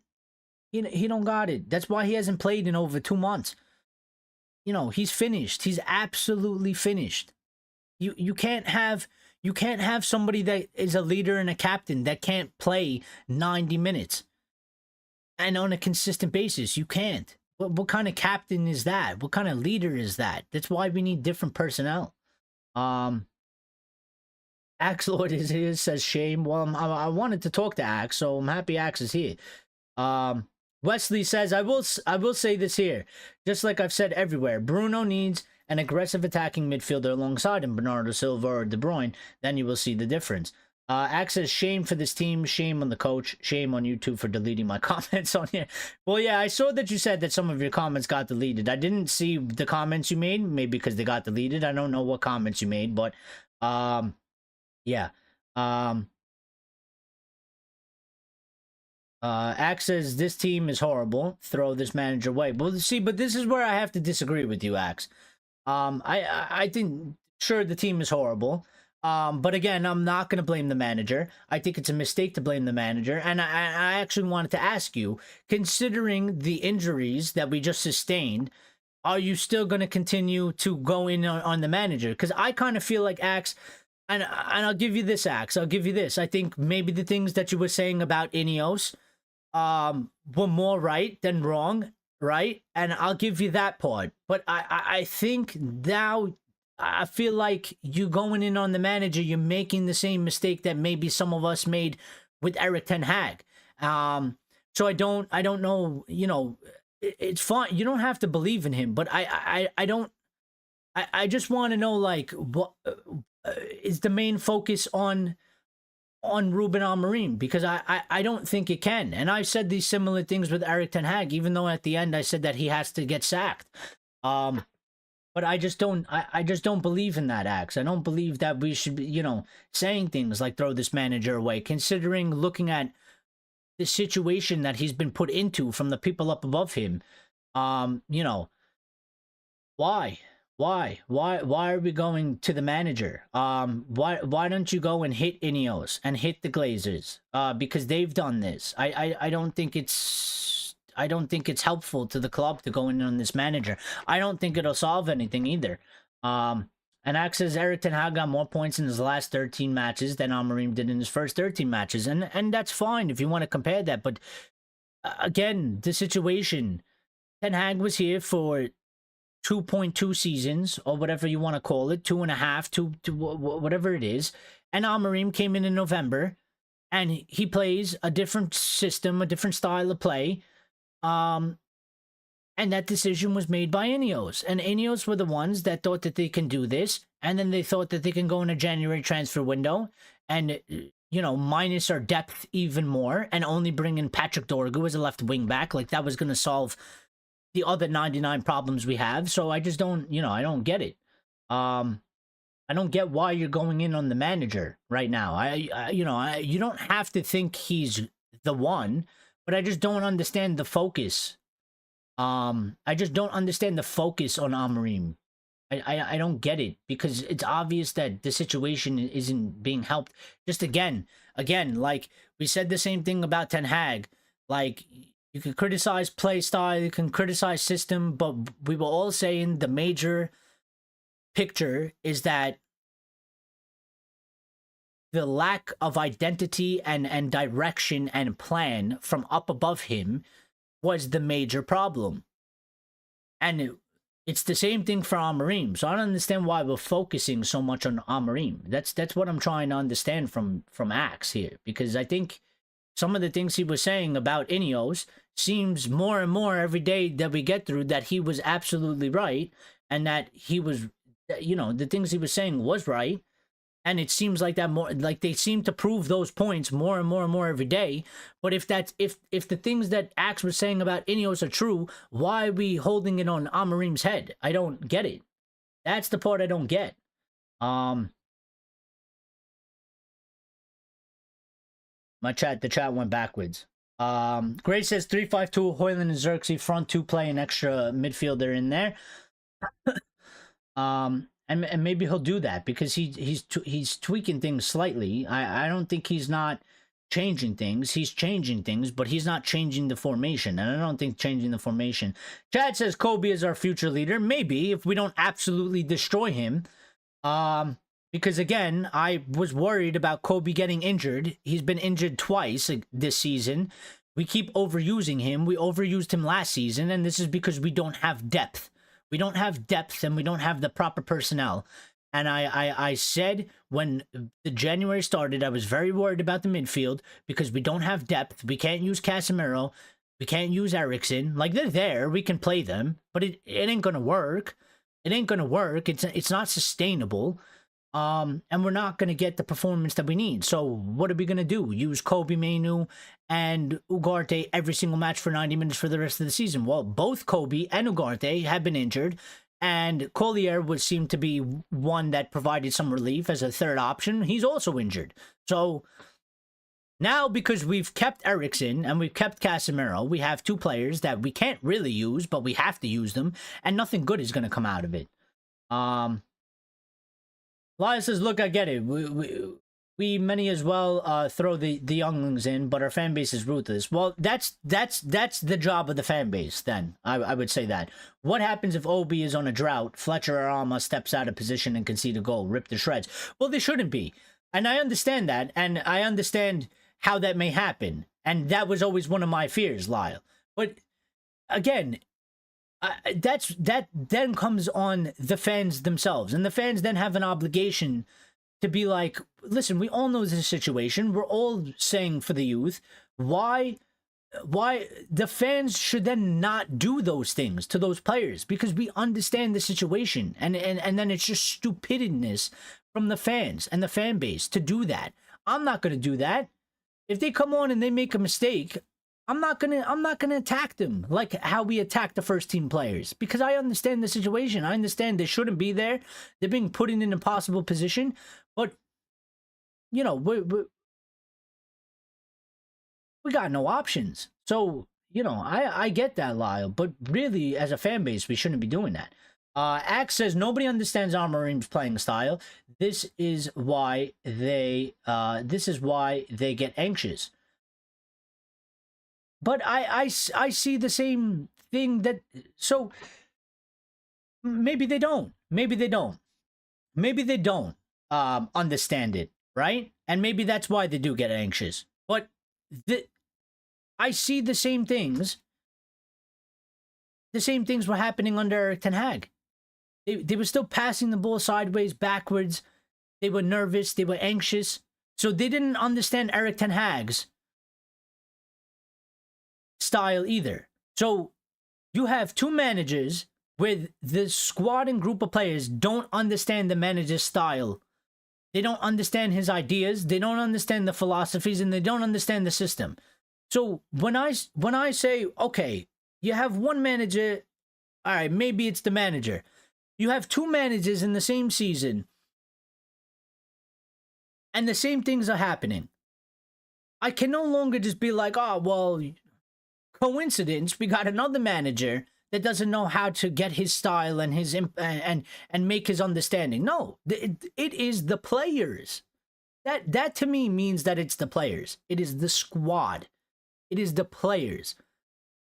Because again, I've said this many times. You get Pep Guardiola and you put him here, and you get Pep Guardiola to put in his system. Guess what they're gonna do? They're not gonna understand it. They're not gonna understand it. They're not gonna be able to implement it. They're not gonna be able to do it, because they are not what we need for this stuff. So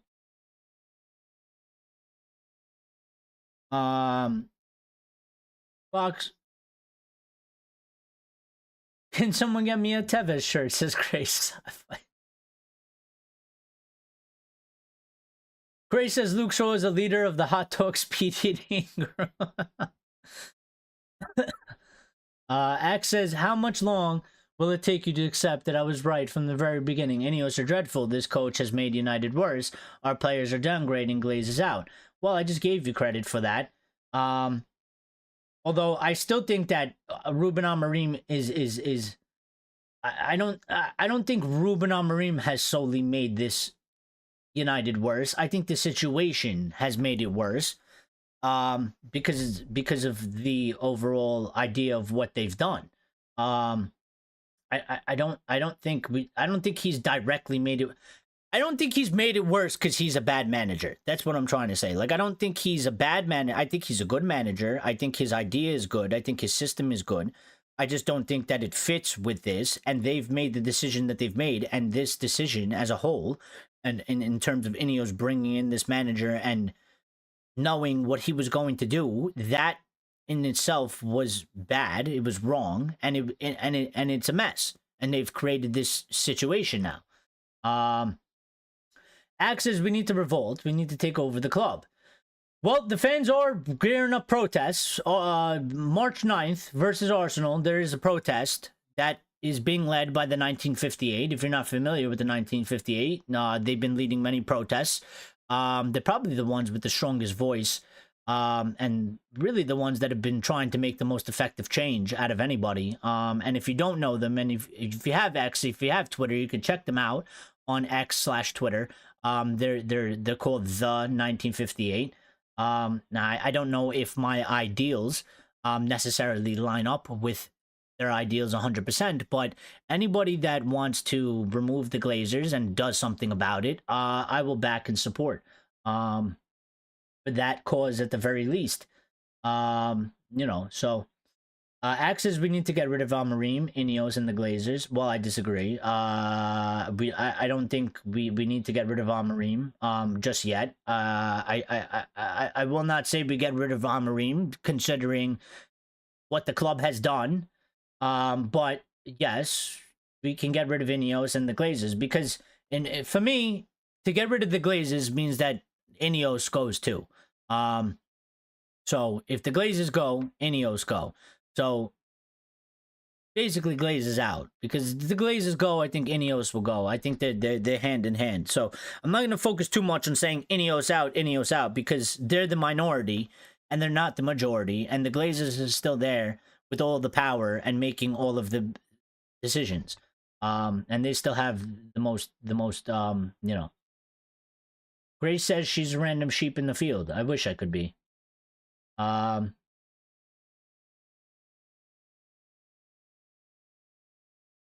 don't know who you're talking to, Chad. You said, are you and every conservative the same person? I don't know what that means.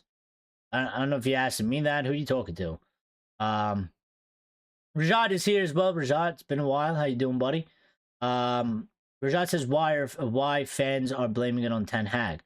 Well, some of the fans are blaming it on Ten Hag because they're saying that the players that Ten Hag bring in and the money that he spent was shit recruitment, and it has led to this sort of it's played a hand into the situation that we're in now.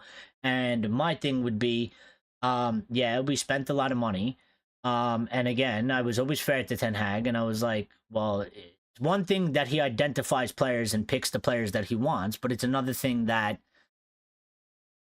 you know, he didn't do negotiations. He didn't go to Ajax, sit down at the table, and agree to pay 80 million. He just said, I wanted Anthony. So you can blame him for the player that he wanted, but the price that we spent, the money that we spent, that goes on the club because Ten Hag does not sign those deals. He does not confirm the price.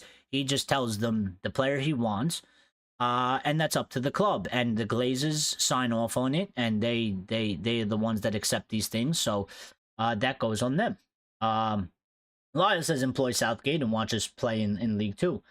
But you know what? But if this was the plan that we were gonna do, like INEOS, listen again. The problem is you bring in this manager with this different style of play. You can't be fucking stupid. You know that he plays a different system. You know that he plays a different type of mentality. And if you knew that you didn't have money, then why would you force him to come in November? That's one of the things that I don't understand. Like, if they knew the whole time that we're not going to be able to do a deal in January and we're not going to be able to do some movement to change the squad and change the dynamic and change the players for this guy that plays a 3-4-2-1, that plays a different type of football, that plays progressive and attacking, then why would you force him to come in November? Why wouldn't you just wait till the end of the season when you can actually do the transfers? Why would you make him come in January? Because all you've done is fucked him and you fucked the club. Because you're destroying his reputation, and you've made the Manchester United season worse. So whether they kept Ten Hag or they kept Rude, which in my opinion, they might as well have just kept Rude till the end of the season and then bring in Ruben Amorim. But, you know, you say jokingly we should have employed Southgate, or if we employ Southgate, you know, watch us be in the top half. We might have been, because Southgate would have came in, he would have played football that suits this team, which is sit back, counterattack, and not proactive but reactive football, which I don't want to play and I don't want to see, but it's better suited to the team. But that's not Ruben Amorim. That's not the idea. That wasn't the idea. That wasn't the thinking. No, they didn't hire Ruben Amorim to come in and play a 4-2-3-1 counterattack. They bring him in to play his style of football.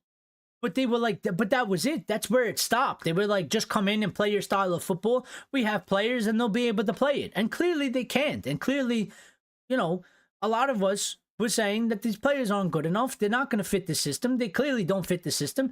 Axe wants to put on the blame onto Ruben Amorim for that, but I put it on INEOS. Because they're running the club. They're running the project of the football. The manager just has a job to go in the training pitch, train them, and manage the games and try and improve players. But you're not going to do it with dog shit. You're not going to improve. You know, there's a famous YouTuber out there that, Mark Obridge on the United Stand, he says, polish a turd. I mean, there's no other better analogy than that. It is a shit that you are trying to make it look like a diamond. And it's not going to happen. It's not going to happen, ever.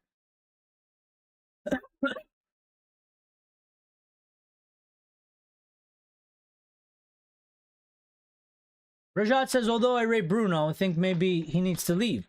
Well, that's part of the bigger project.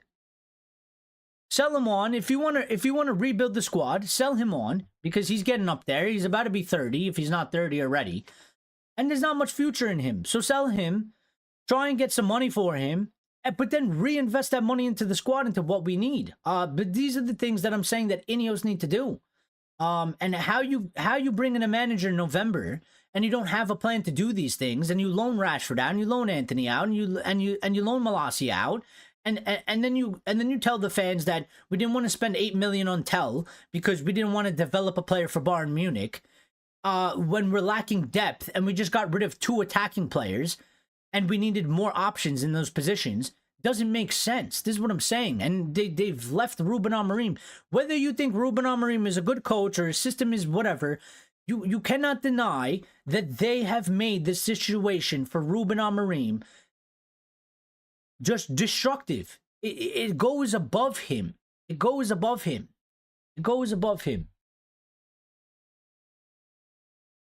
Need dice ball. Yeah, if we played dice ball with this group of players, we would probably be getting better results. But where does that lead us for the future? Where does that long-term sustainability come from? Because you're not gonna win playing dice ball. You're not gonna be champions playing dice ball. You're not gonna be champions playing 4-2-3-1 counter-attack reactive football. It's not gonna happen. That's mid-table shit. All right, we're suffering right now because our manager is forcing to play a certain way, because it's not about now, it's about later. It's about, we got to get through this period because we need to change these fucking players that we have that are shit, that can't do it. We need to change them, and that needs to happen. The players need to budge, not the manager, the players, because we've never done this.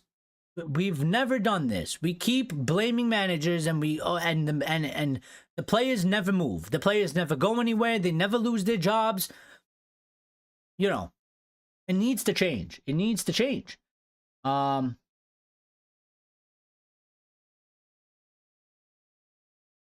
Axe says, when Amorim gets sacked, we need to revolt. No, I mean, it's not when Amorim gets sacked. It's do it now. Do it now. It has not, like, in my opinion, it literally really has nothing to do with Ruben Amorim right now. It literally doesn't, because, again, whatever manager you get, and I'm telling you, and I will die on this hill, if you get Pep Guardiola in right now, if you get any top manager right now to play their style of football, in modern, attacking, progressive style of football, they will not succeed at this club. It will not go well, and it will fail, because we don't have the personnel, and we haven't been trying to do that for 10 years. For 10 years, so it's not going to change over time. But the people up above the manager got to do their job. They got to support the manager. They got to do the proper project. It's not going to work. Why did Pep Guardiola go into City and get rid of 27 fucking players? Why didn't he just buy a bunch of players from the championship and turn them into stars?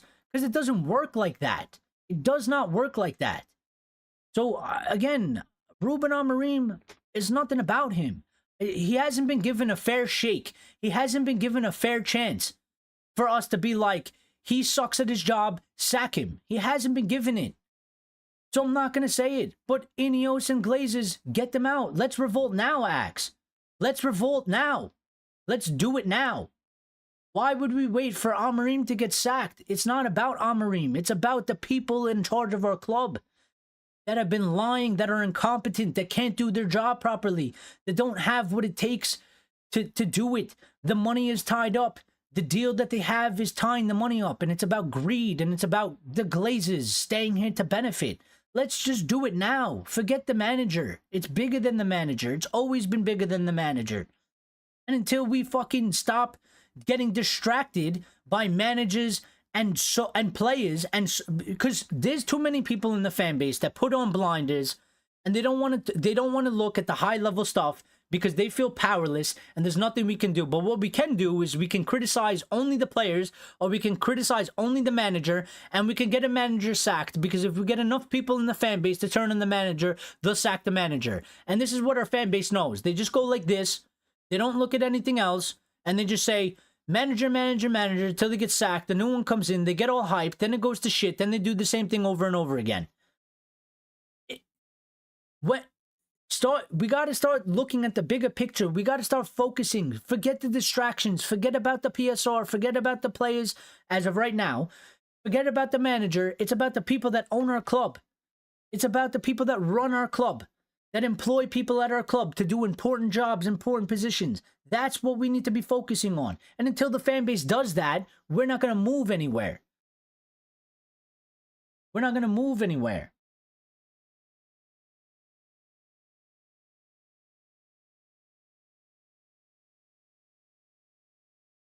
Lyle says, I have no issue, though, with the way that the Tell situation was handled. Develop for Bayern if we didn't include an option to buy. Plus, they wanted 60 million on that clause. No way. Well, I wasn't in favor of the 60 million. And to pay that, because he's young. I think it's a bit of a risk. I think we've kind of already done this with some of the players as well. So I wasn't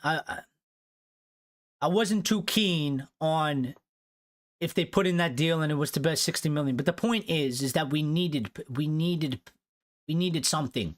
You can't move Marcus Rashford, Anthony, and Malacia on and not bring in somebody else. And they were trying to sell Garnacho. And it was like, well, what was the plan, though? What was the plan? What were the players that you were actually trying to bring in when you moved these players on? Because it just kind of seemed like there was no plan. And they were just like, oh, whatever happens, we'll go with it and we'll just do it from there. And it's like, well, the fans were already concerned at a lack of depth. You removed 3 players on loan who I wanted them to go. It's not like I'm saying I wanted them to stay. They needed to go. But, like, where was the plan to bring in the players to replace them? Since we're already lacking depth, we clearly needed to fill those gaps that are going to be left by them and make the gap bigger. And it seemed like there was no plan, and they didn't do anything about it. Like, I seen the news yesterday, and I'm like, I would have paid 10 million for a loan because we need it. Not because I want to, not because I think it's necessarily smart or because it's ideal, but because we need it. We need it. We desperately need it. We're fucked now. The season is over. I don't see how we can win one of the cup competitions. We are fucked. We are screwed.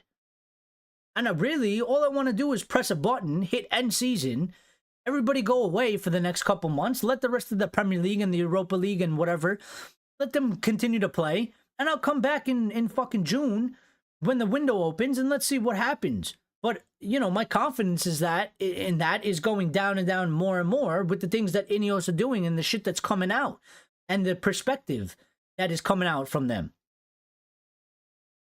Axe says, look how good Anthony is now. Well, I would say reserve that judgment for a longer period. Because sure, he's doing good now. What has he done? Like 2 players of the matches or 3, and he scored 2 goals or whatever, which is fine. But I would say over a longer period of time, let's see how he performs. Also, there's always the factor, which we always talk about prior to this happening, is that he's going to a different league. He's playing in a different team. Real Betis is not Manchester United, and it's not the Premier League. It doesn't have the demands of Manchester United. It doesn't have the demands of the Premier League. So maybe the Spanish League and Real Betis is his level. Maybe he can perform there. Maybe he's a little bit more free. Maybe he doesn't have the demands, the pressure. Maybe the system is better suited to him. It doesn't necessarily mean much in that terms. I mean, Jadon Sancho is absolutely dog shit. He's playing for a Premier League team, a team that is up and around the top 4, that's better than us. Everybody was on his ass when he went there in the first 3 games. Oh, look how good Sancho is. And then what's he doing now? Now the Chelsea fans want to tank the season. This is how bad he is.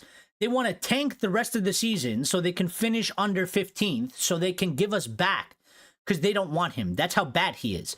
So over a longer period of time, I would say reserve your judgment, because it's about consistency and it's about long term. It's not about he played 3 matches and he's good. I mean, and that's good. Anyway, I'm not saying I want him to do bad. Do good, because in the reality, I've seen him at Manchester United. It doesn't work for whatever reason, and he needs to go, and we need to sell him. So the better he plays, the better for us, so that we can sell him, we can move him on, we can get some money, and we can use that for our squad. But yeah, I wouldn't be doing that too much. I mean, I don't know what Rashford's doing at Villa. I haven't been able to watch much. Richard says 1958. Absolutely. Even with the best management in football history, Amorim won't win the EPL. Well, I don't understand how you say things like that, because I just don't. I just don't think it's a fair shake, Axe. I don't. I mean, it's one thing. I get it. It's your opinion, and you're allowed to hold it. I just don't agree with it, because I just don't see the 100% logic in that. Like, I don't see the facts. I don't see the facts in it. I don't. I don't. I can't say things like that, because I don't believe in it. I don't believe in it. I don't think he's had enough time. I don't think he's in the proper situation. I don't think he's been given a fair shake. So for me to say that, I think is unfair to him. I think it's unfair to him. Grace says Jaden and Anthony were crap for us, but the problem is you can't sell them because we paid too much for them. We are making a profit on Sancho because he will only have 1 year left. Yes, we are making we are making a profit on Sancho because the way amortization goes, he had 1 year left, and we only paid a certain amount, and the fee that we're getting will cover that. So we're making a slight profit on Sancho, which is a good deal. It's a good deal. It's a good thing. We're at least able to make profit, at least, the very least. Axe's 200 staff members have already been sacked, and INEOS try to use public funds to rebuild the stadium. We will become a place for concerts. The greatest thing about United will be Taylor Swift soon. Well, listen, we kind of need that, though. Whether maybe you necessarily disagree with it or not. Not saying that, like, you know, I'm not saying we need to become a place that the greatest thing about United will be concerts. But what I'm saying is we do need that, because modern day, this is what's happening in football. So if you don't like it, it's one thing, and that's fine.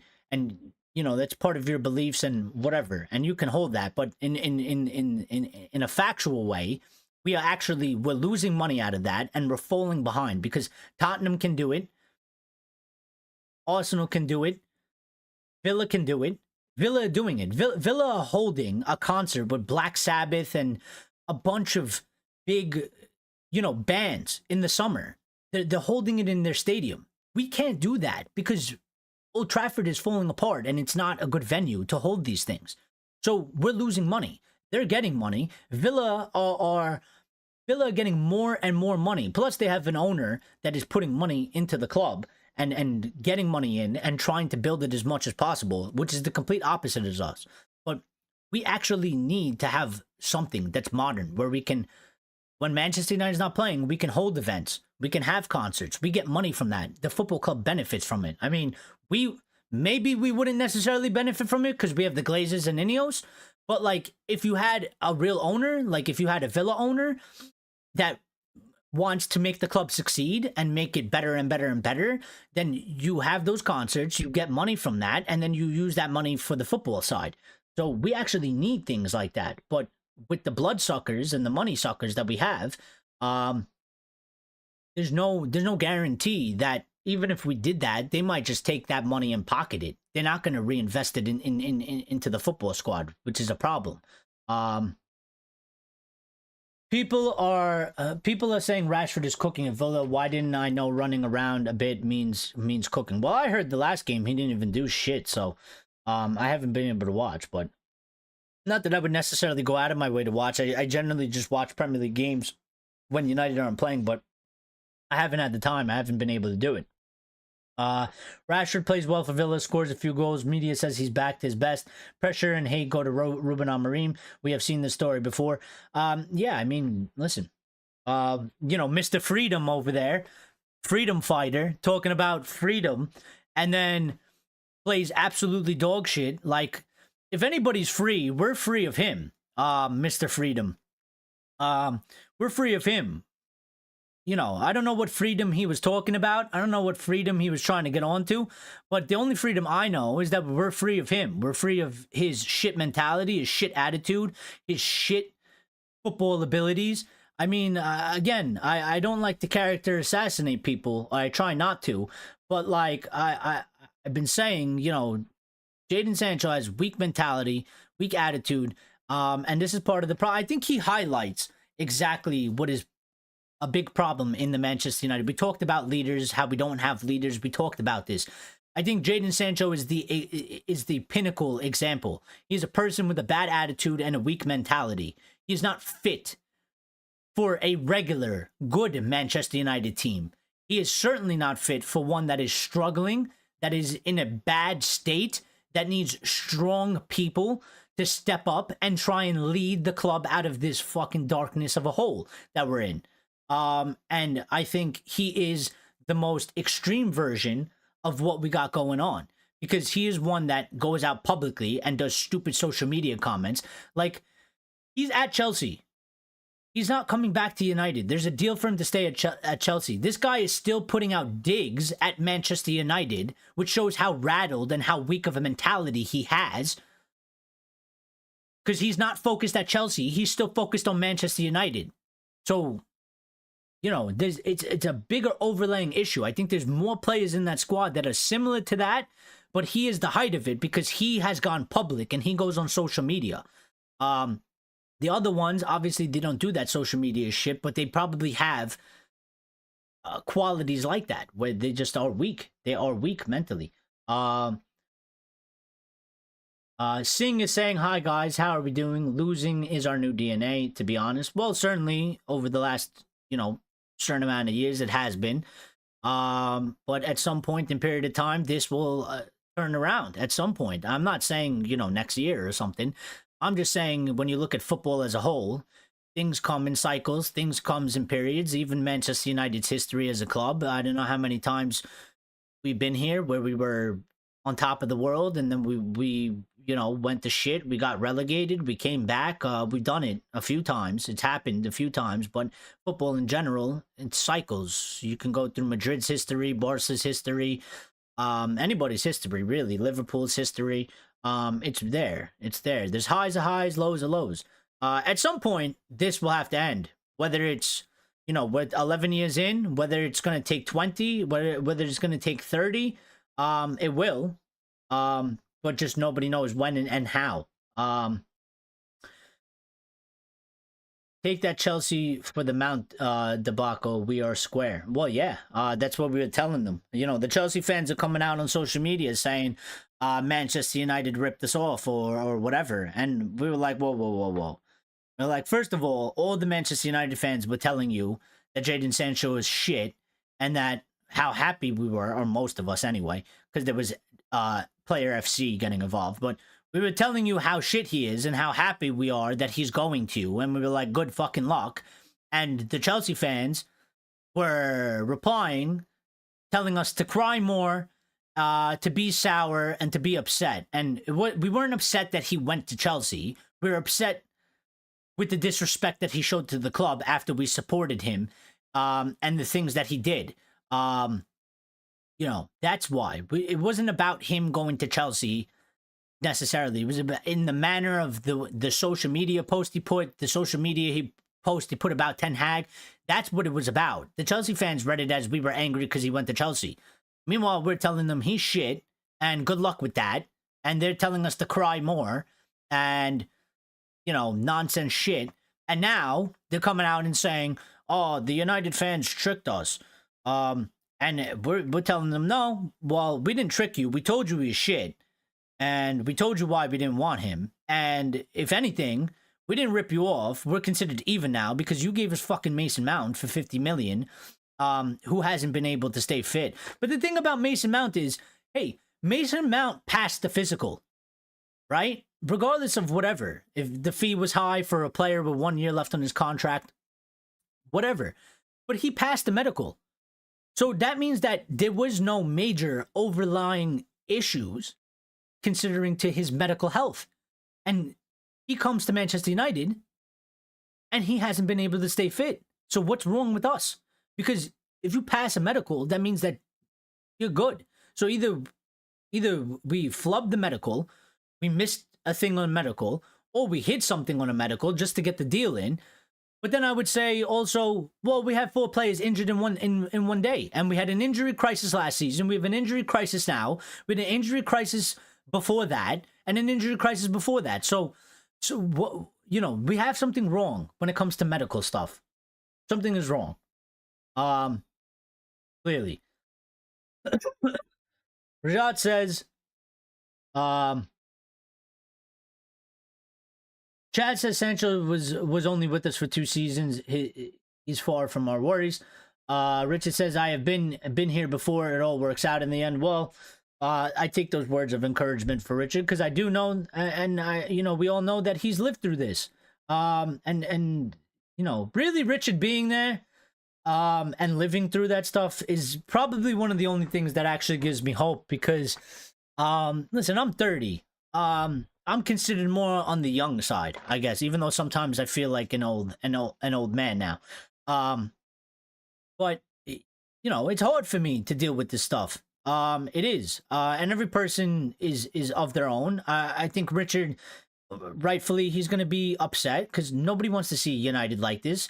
But I think maybe Richard handles it a little bit better and easier than a lot of people, especially, people that are generations younger than him. Because he's lived through this. He's seen it. He knows it's a thing. He knows it's a part of football. It's hard. It is hard for me. And maybe somebody like Axe, it's hard. I don't know how old Axe is, but Axe says a lot of things like how I used to feel in the past. If we went back 5 years ago, I was certainly more on Axe's level. I think I've been grinded down a little bit, and stuff like that. But I only know winning. I only know Sir Alex Ferguson. That's what I grew up with. I only know elite. I only know that Manchester United. I don't know this Manchester United. I don't identify with this Manchester United. I don't know what it is. I don't feel the same about this Manchester United. I don't recognize my club in any way. This is not what I grew up on. This is not what I learned about. This is not what I know. And it's hard to deal with. It's hard to navigate. It's hard to see. It's hard to keep faith. It's hard to keep hope. It's hard to see when this is actually going to turn around.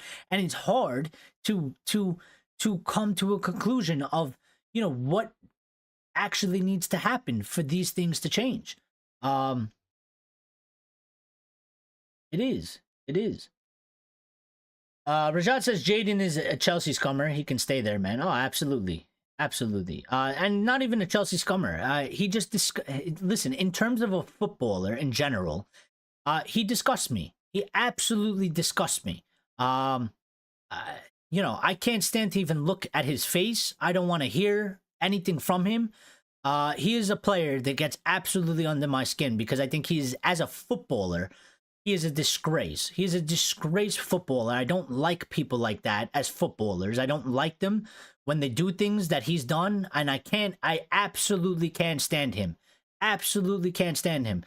I just can't stand the public things. I can't stand the social media things. I see it as unprofessional. And, at the same time, it's like, mate, you can't go out and do all this bullshit that you do, and meanwhile you go on the pitch and you are dog shit. Because it's one thing if you perform, right? I'm not going to like you because you're going to take a pop in my club, but it's like, if you perform, you can talk shit to a certain extent. I'm not going to like you talking shit, but I understand, you have a leg to stand on when you talk some shit, right? But it's like, you're shit. You are shit. And then you have the nerve to talk shit. It's like, nah, I don't accept that. I don't respect that.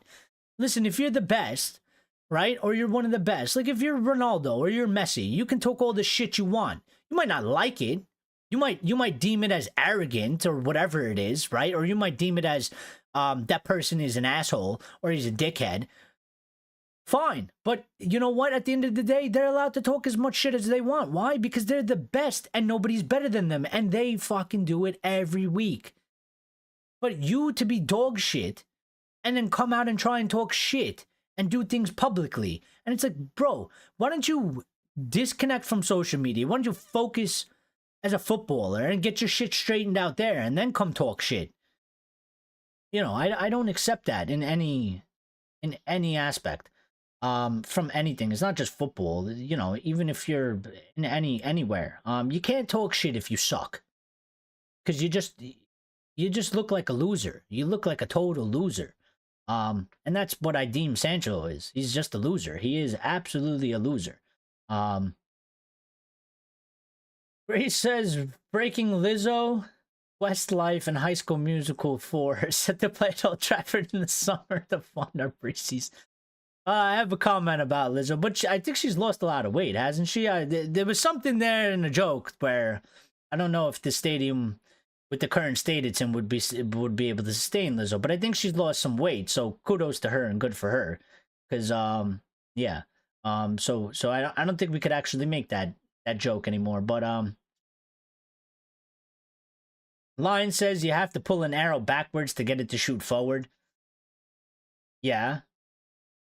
I don't know what you're saying that to in relation to, but, you know, if you don't know how to shoot an arrow, that shit is definitely, it's either going to go straight down to the ground or it's going to go backwards. So, I don't know.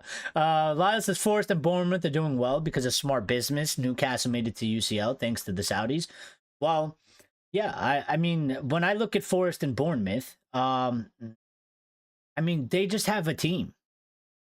There's no exceptional stars. There's no world-class players. They just have a team. They have a team. They have a manager that fits the team. That, you know, the team fits the manager. And shit goes well. And they're able to play as a team. And we don't have that. We don't have that. I don't think we've had that for quite some time anyway. I always feel like our projects that we've done, our squads, like, just, they never go together. And they're never properly put together. So, you know, I don't know. John says Iggy Azalea and Jennifer Lopez will perform at Old Trafford soon, maybe next month. I mean, we could use it because we could use the money. But we can't even do it. That's the sad thing, is that we can't even do it because they don't want to. That's why we didn't host, what was it? Something about the Euros or something. Our stadium is in actually such a bad shape that we actually can't even do things like that. I know you guys are joking. I know you guys are taking the piss. But like, in actuality, we should actually be having things like fucking Iggy Azalea or whoever. We should be having that because it helps the football club get revenue in, and it's things that actually INEOS can do, or an owner of the club can do, to bring in revenue, to use it for football, to get better players and fix the squad.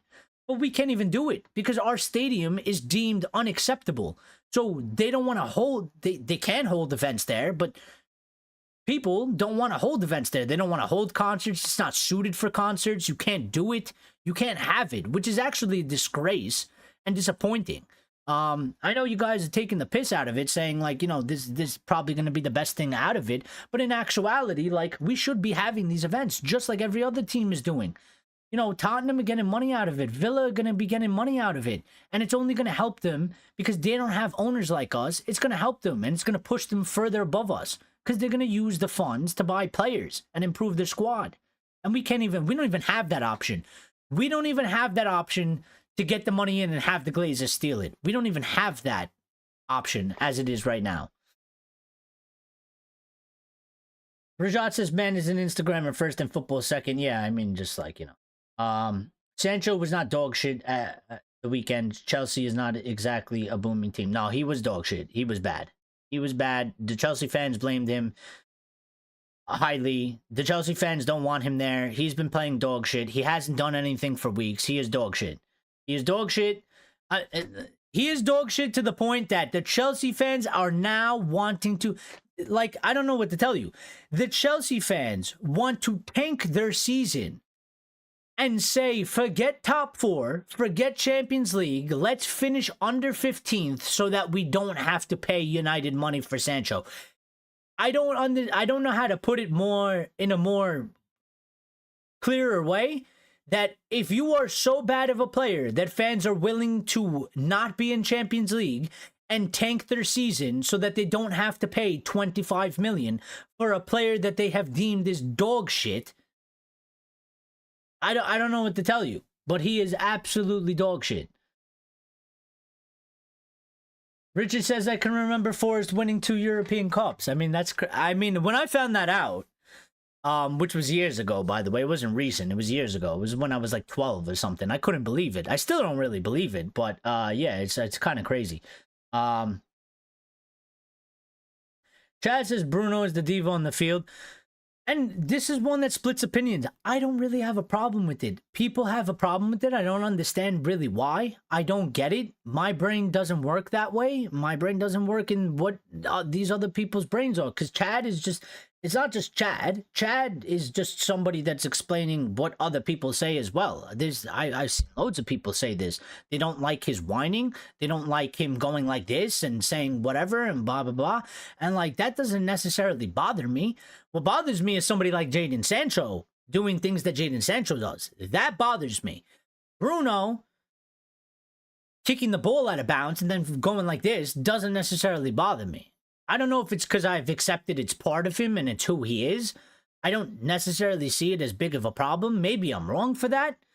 But I don't know. Like, I don't know how much of an effect that has on his teammates.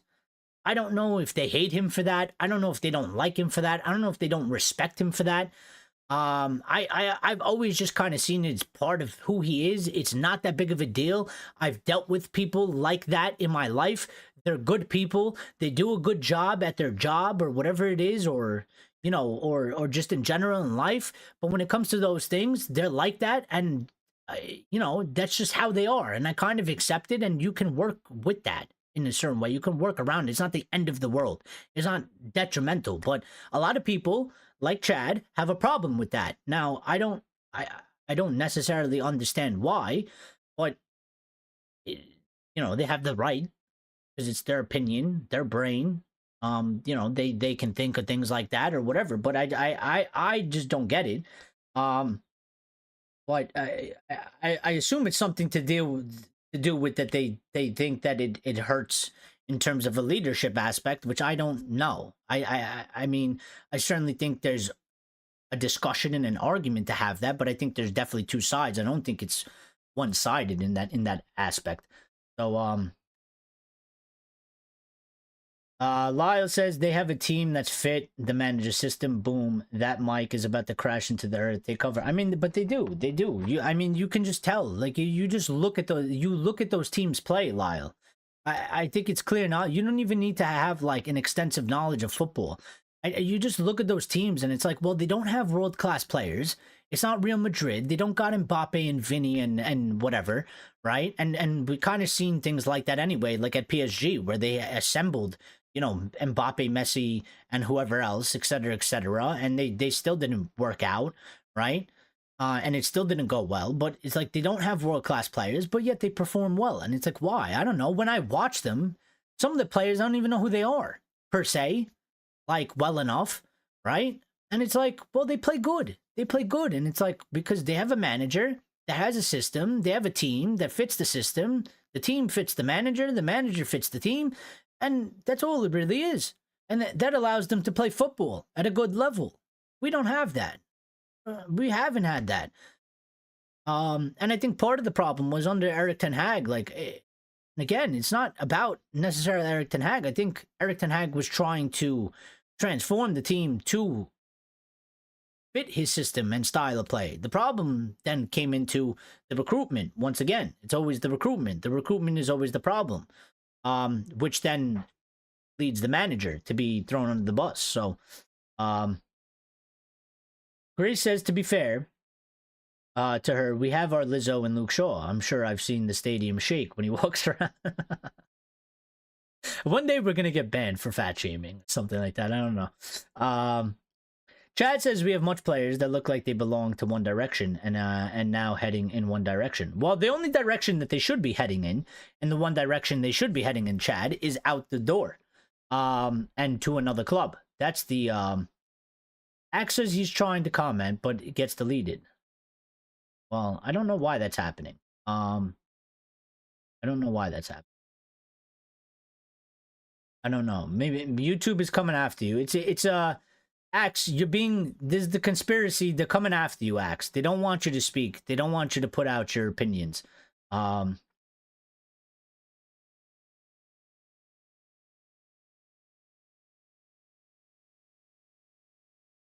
say Axelord uses hate speech. He isn't allowed to eat yellow snow, etc. If we are in a critical situation,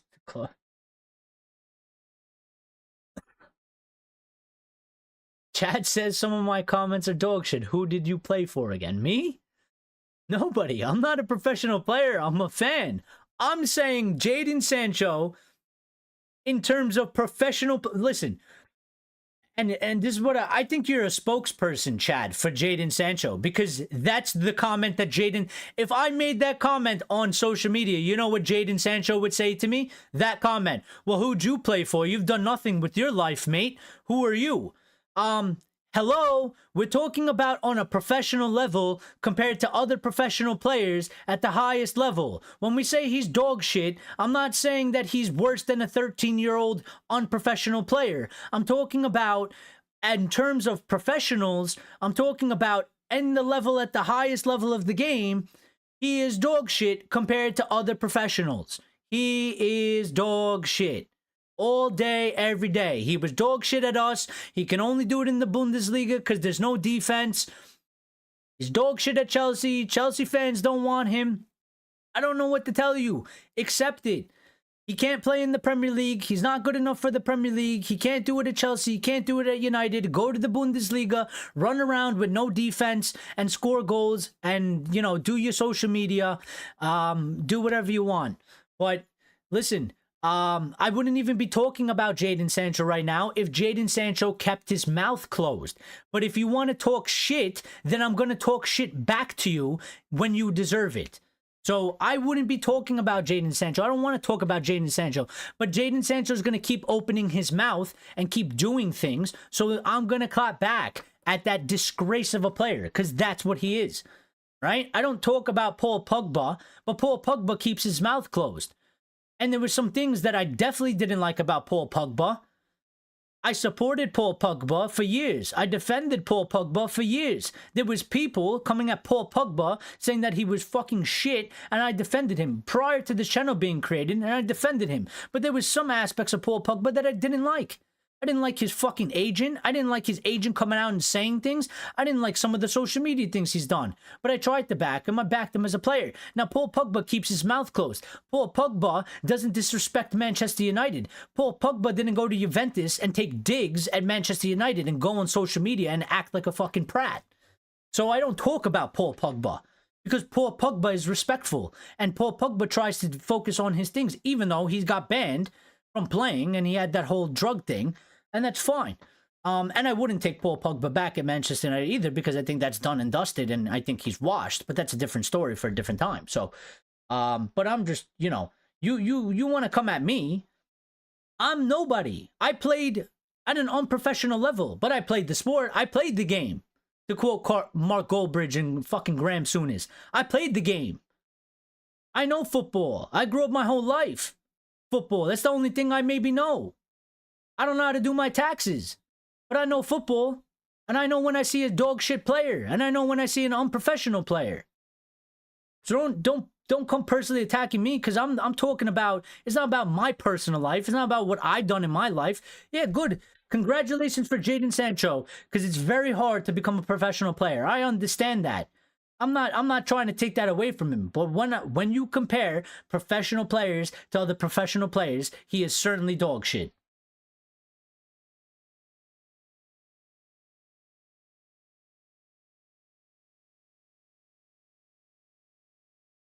I lost my space now.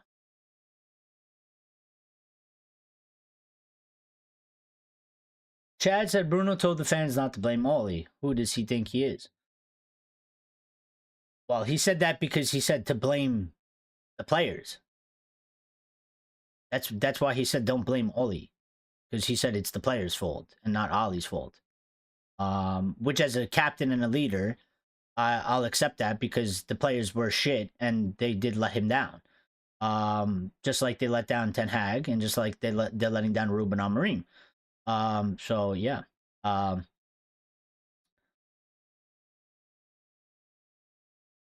Rajat says can't fully blame manager and also can't fully blame players. It is a sticky situation, I feel. Well, I think that goes back to what we used to say, Rajat, under Eric Ten Hag, is that the blame goes kind of both ways. It goes on the manager, but it also goes on the players. And then it also goes on above the hierarchy and the people that own the club, run the club, are in charge of the club. Everybody gets blamed. It can't just be one-sided. So you are right. I don't think you could fully blame the manager. You can't also fully blame the players.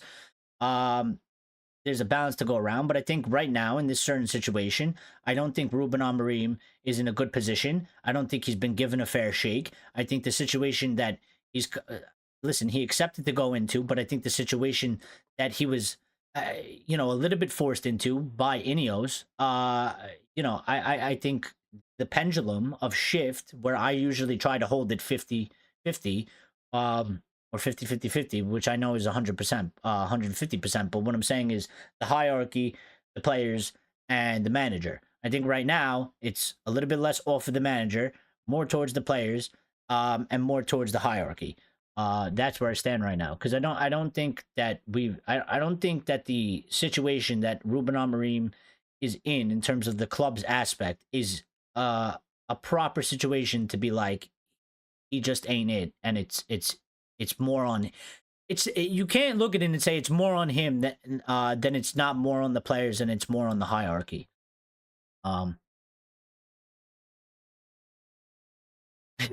It's all right. He's allowed to have. Sancho's human too. Why does he deserve abuse? Not abuse. I'm saying he's dog shit as a player. Like, he just is. Like, I don't know. Do you consider that abuse? I don't know what to tell you, Chad. I'm very sorry, but the world isn't all rainbows. It's not, it's not meadows of fucking dandelions and running around. The world is a very harsh place. And sometimes it's beautiful and sometimes it's ugly, but we live in the real world. Like, when I go to work and I'm expected to do something and I do it very poorly and my boss yells at me and says that I did a shit job, am I gonna cry and say you're abusing me? No, like, I'm not. I haven't said anything personal about Jadon Sancho as a human being, other than as a player. I'm describing him as a player. I think he has a weak mentality as a footballer. I don't know him as a human being. I don't know what he does on his off days. I don't know his family story. I don't know his life. I don't know his upbringing. I don't really care about that. I just talking about what he does on the football pitch, and also he doesn't help himself because we supported him. When he had to take 3 months off of football, every single United fan supported him. We supported him. We tried to help him with his mental health. We understood. We felt sorry for him. And he's thrown that away.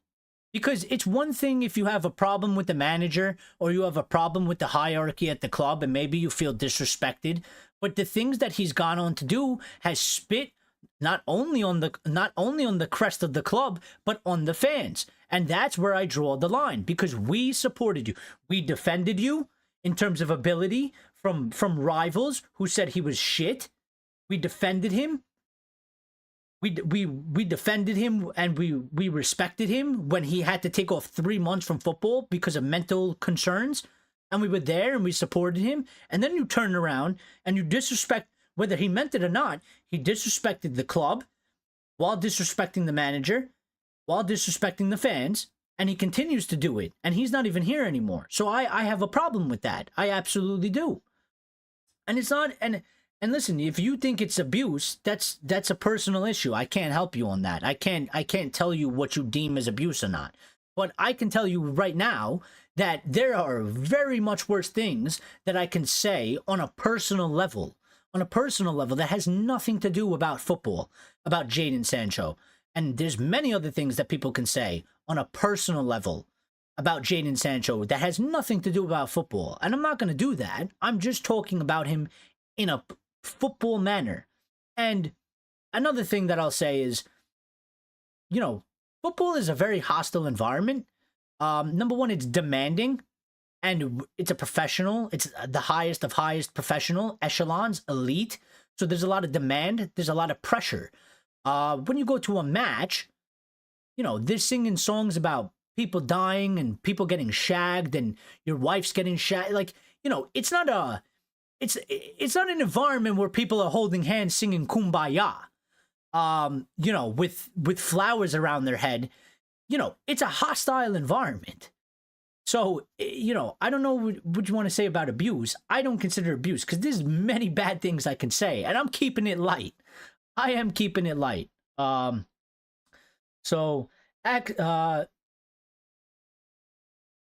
what did Axe say?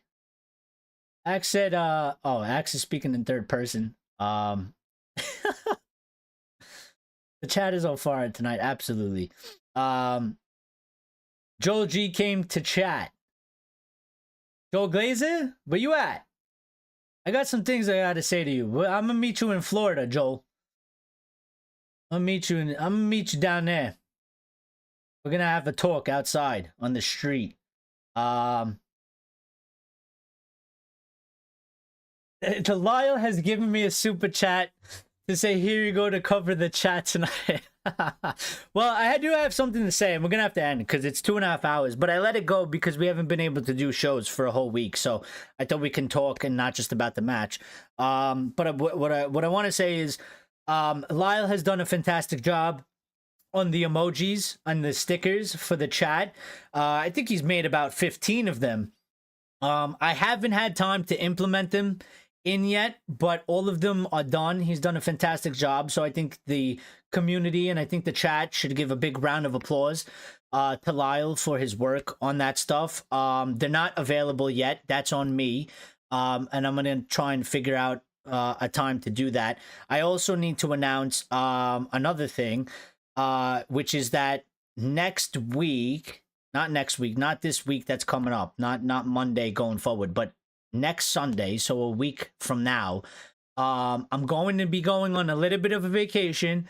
Don't worry, I'm not going to be gone as long as I was in the summer, but I'm going for probably about 2 weeks, maybe 2 weeks and some days.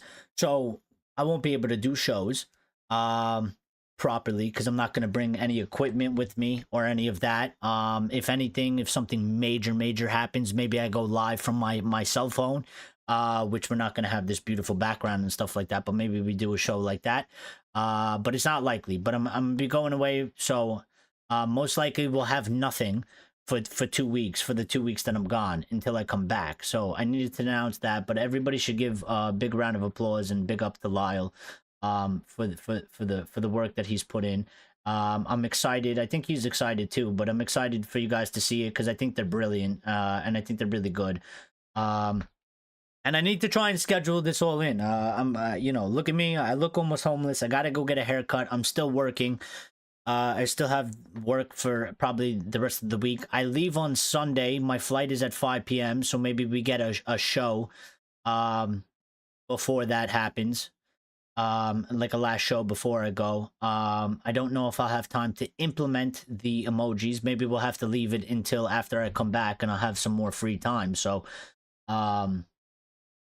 yeah, but I just needed to announce those things with you guys here so everybody kind of knows, the important people, at least the ones that have always been here.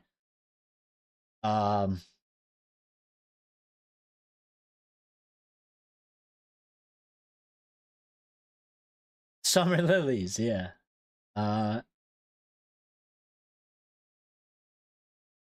I listen, Chad. I don't disagree with you that the way the players are playing right now is pissing on the badge. Absolutely, in a way, in a different way, in a different manner.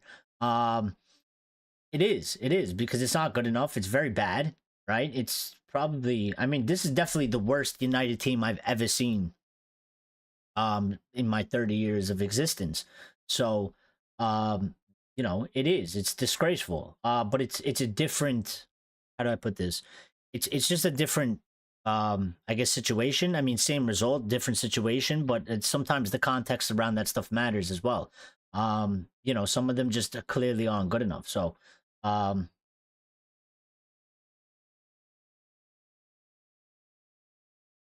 you just said you don't know him personally, so how can you get personal? Oh, very easy. I mean, people do it all the time. People do it all the time. They just start saying things about people that they don't know if it's true or not on a personal level, um, because that's what they think of the person, but they don't know that for sure. They don't know that. You can say many things. I could say something about you. I mean, I don't know you, Chad, but I could say, you know, I could start making up mean things that probably aren't true, that I don't have a clue about. People do it all the time. You know, if you go online and you say something, somebody will reply to you and be like, "Oh, you're an idiot. You're a moron." Um, you know, you probably cry to mommy and stuff like this, weird stuff like that. It's like, bro, you don't know me. You don't know my life. You don't know what I've been through. You don't know anything about me. You literally just found my comment online and just started making up stuff about my personal life. You know, that you can easily do that. The thing is that when I have my arguments, when I have my discussions, I have one rule. We can argue and discuss and say things, and I try to do my best, even when I speak on the matter. I try to not get personal. I try to discuss solely on the subject at hand, the issue, whether, you know, if it's about um football or something else, maybe it's like politics or something. I try not to go at them as the person that lives their life every day, but the job that they're doing and the position that they're doing. And when I have arguments and disagreements with people, right, I have only one rule. Only one rule. We can argue all day, we can disagree, and it's fine. You're gonna have your way, I'm gonna have my way, and that's fine. That's the point of it. That's the point of it. And I can, you know, I can live to say we agree to disagree. I have no problem with that. I don't come on here and try to change anybody's mind. I don't try to change people's thinking. I just have a disagreement with them, and I'll explain my side, and it is what it is. I don't try to I don't try to force them into thinking how I think. I just give my thoughts and opinions, and I do that with everybody, even in real life. But where I draw the line is if me and you are having an argument and we're talking about a topic. So if we're talking about Jadon Sancho, and I start saying things about Jadon Sancho that are factual or whatever, or that are on the topic of Jadon Sancho, and you're saying things about Jadon Sancho that is on the topic of Jadon Sancho, and then you quickly pivot and you start saying that you start personally attacking me, where you say I'm an idiot, I'm a moron, I'm a loser, you know, you grew up weak, just things that you start attacking person that have nothing to do with the conversation that we're having. That just lets me know that I won the argument. You know, I had a tweet that I put out the other day because one of the United accounts put something about Paul Pogba. Would you take Paul Pogba back, considering we just had 4 injuries? And I told them that I wouldn't take Paul Pogba back, even if we were down to just goalkeepers. I said, play one of the youth players, forget about a dusted and washed Paul Pogba. Because our accounts on Twitter, the big United accounts, the aggregators, keep pushing this Paul Pogba thing about would you take him back, would you take him back? And no, I don't want him back. I won't like it if he comes back, and I don't understand why we keep talking about it. I don't understand why they keep pushing this narrative. So I told them, forget about a dusted Paul Pogba. He's old and washed.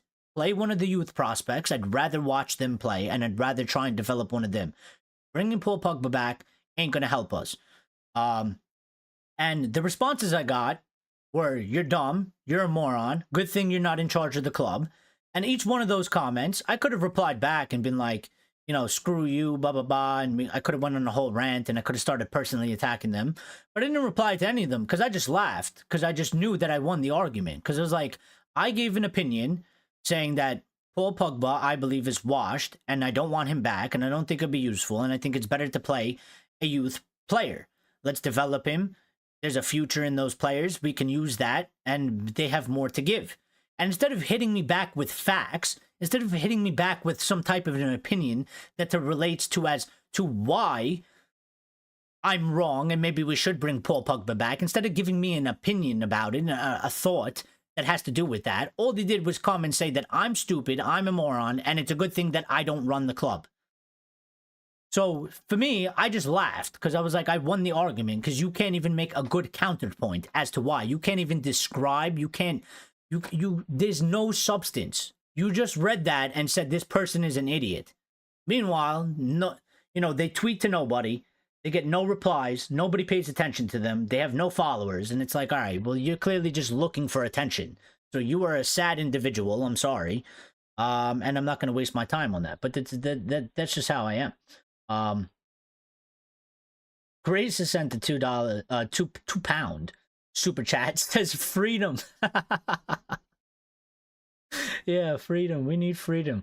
We need freedom. Axe left. He said, I need to go. Gleez is out. See you all.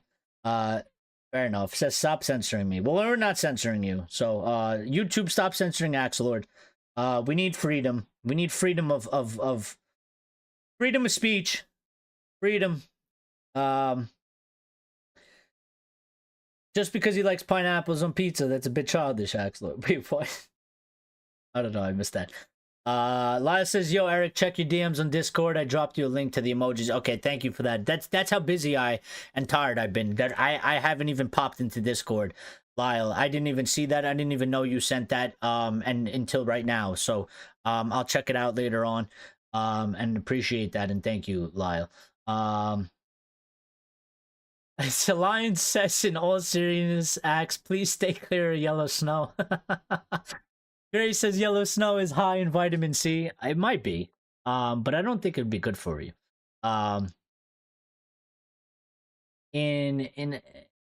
Breaking, Paul Pogba set to become new head of TikTok communications at Manchester United. His roles include dancing and getting haircuts. Well, I mean, he could recruit Jesse Lingard as well for that as well. But no smelly Sancho, please, says Lions. No. He's not welcome in my lily patch. I sent the link not too long ago. Well, all right, fair enough. So yeah, listen, we're gonna end the show here. It was a very good show, very good discussion. Got a little bit of heated. Chad doing his best to piss me off, but you know what? It's okay. I welcome it. I like that.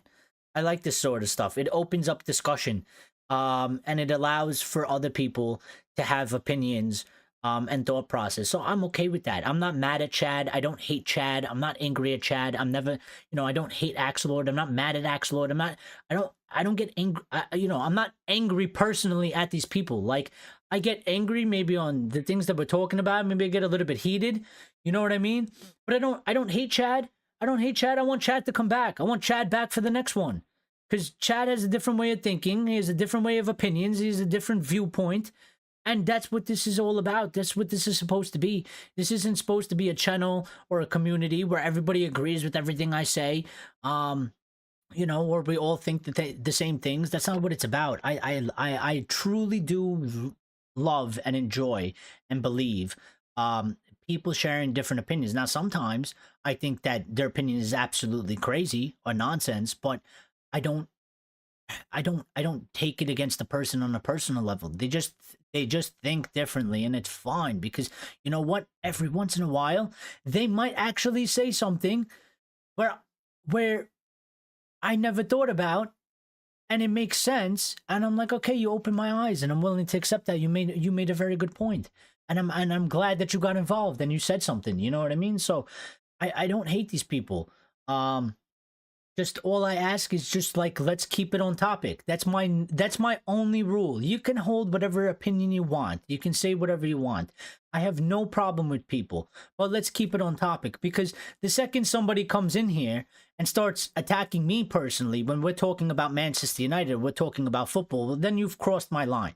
You've crossed my line, and then you know, things are gonna happen from there. Because I had this happen in real life with somebody that I knew, and he's a fake City fan, right? And I never took him seriously, but there's always banter, and you know, I didn't respect him too much, but I felt bad for the guy because I know, you know, some personal stuff about him, and I feel bad for him. So I used to let him slide, and we used to go back and forth. And one day in the group chat, he said something, I'm not going to repeat it, but he said something absolutely diabolical, for no reason, because we weren't even talking about anything. We were talking about United and City, and then all of a sudden, I think we lost, City won. And he called me a very derogatory name, and I lost my shit. And I called him out. I called out all his personal things that he didn't want people to know. I went on a full-on rant, and I was like, you bring this upon yourself, because we were having a discussion about football. I never attacked you personally once. I never bring in anything about your personal life. I never said anything about you. You took that turn. You took that step over the line, and now I'm not going to sit there and take this, because that's my number one rule. We could disagree, we can argue, we can fight all day long on a topic, but the second you bring it from that topic and you start personally attacking me, you've crossed that line, and that's when it starts to get really serious. But other than that, listen, you have an opinion, you have a thought, bring it. Doesn't have to be in agreement with me. We can get heated about it, but I'll still respect you at the end of the day, as long as you don't disrespect me. You know, and that's just how it is. So, Elias's topic of the day, favorite color. The chat and Axel go at the same time. The conspiracy theory. Agreed. Heated indeed. Well, it's fine. Grace says you can get heated in the stream title now. Listen, you guys, let's just, how about this? For the topic, there's no topic for today. You guys can go in after I end the show. You can go and put whatever comment you want about anything you want. I would like it if you give us some football-related comments. If you want to give us an extra PS off of something that you personally want to put in there, you can do that. But, you know, Grace says, question for the comments, does Eric look homeless? There you go. I like that one. Answer 1, yes. 2, no. 3, maybe. And 4, good look. 5, it's okay. He supports Manchester United. I don't. That's for the after show. Yeah. I mean, listen. All right. Here we go.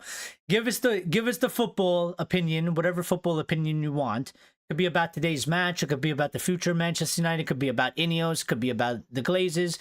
Give us that. And the chat is getting in here, giving us numbers. And the PS, you could give us what Grace has asked, which is, do I look homeless? And you could specifically write, if I look homeless, yes, no, maybe.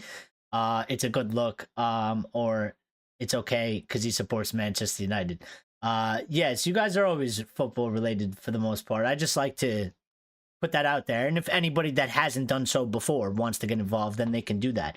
But you know, thank you to everybody that's smashed the like button. Thank you to all of you wonderful chat members and community members. I am nothing without you, and I'm so happy that you guys are always here. You make everything always better, and it's always good to speak to you guys. I feel better that we've sat here and talked for the past about almost 3 hours now. So I'm glad I've met all of you. I'm glad you guys are part of the community. I'm glad we share something together. And I always look forward to it. So, one more thing I have to say is that tomorrow I will go live. Tomorrow we will do a show because it's President's Day. I don't have work. I'm off from work. So I will be around. So we will do a show, you know, anywhere from 2 p.m., 3 p.m. Eastern Standard Time, which is your 7 p.m., 8 p.m. UK time. We will have a show tomorrow. We will have a show tomorrow, and it might be one of the last ones till I leave. Maybe we'll have the one on Sunday before I leave. But yeah. Other than that, I look forward to seeing you guys in the comments underneath the show when I end it. I look forward to reading them and enjoying them, as I always do. They're always very good. They always make me laugh. They always put a smile on my face. So I enjoy them. Where am I going? There's only one place I'm going, Grace. I'm going to Malta. I'm going to Malta. I'm going to see my friends, going to see my families. They got a festival going on there. If I don't know if you're aware, you know the Brazilian carnival. You know how they have carnival in Brazil. I'm sure they have it in some other. Um, I'm sure they have it in some other places as well. But you know, Brazil is known for the carnival. Um, they have a big carnival in Brazil. You know, people dress up and stuff. It's almost like a little bit of a Halloween parade type of thing. Malta has the same thing. She says, "OMG, shock." Yeah, if I have a choice to go somewhere, number one stop is Malta. I want to see my friends. I want to see my family. And it's always a guaranteed good time. Like I already know I'm gonna have a good time regardless. So there's no chancing it on that. But they have their version of carnival, of the Brazilian carnival. They're having it. I've never been to it. I've never experienced it, so that's going to be new for me. I've never been there during the winter. I've only gone in the summer, so it's a little different. And I wanted to go there. So yeah, I think it's going to be a good time.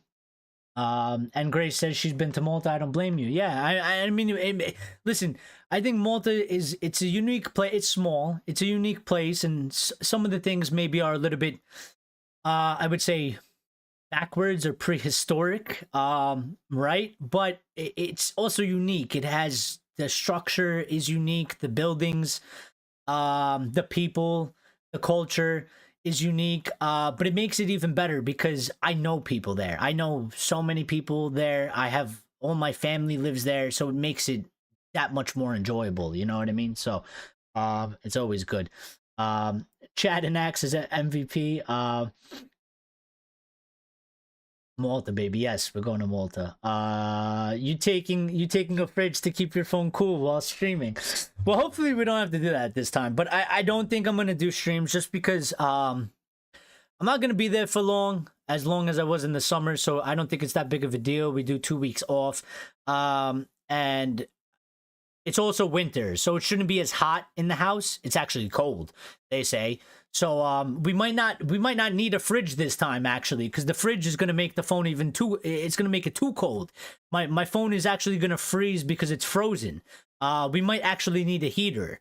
We might. I don't know what's we might need to put the phone in the toaster or the oven or something like that. But yeah, I'll see how it goes because the first week is going to be kind of jam packed and I don't have a lot of time there. So I might just not do shows for 2 weeks. But I might pop up with one on the phone. It's going to look ugly. It's going to look sort of unprofessional. But I'll do it just so we can talk, have a discussion, and get a show. I stayed at Paradise Bay Resort. Yeah, see, so you stayed on the other side because Malta is split into two, even though it's an island. And there's like the city part and kind of like the country part, you would say. My family and where I stay and where I live, when I stay there and where they live is the countryside. And you were in the city side. So that it's like it's almost like two different countries in its way. It's the same country, but it's just the culture, the life, things that go on is a little bit different. It's a bit more quieter on the countryside. It's a lot more jam packed.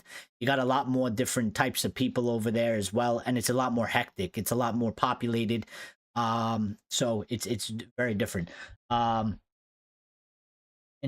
Chirkawa, yeah, okay. So in Chirkawa, I know exactly where that is. Yeah, Chirkawa is right by the ferry, as well.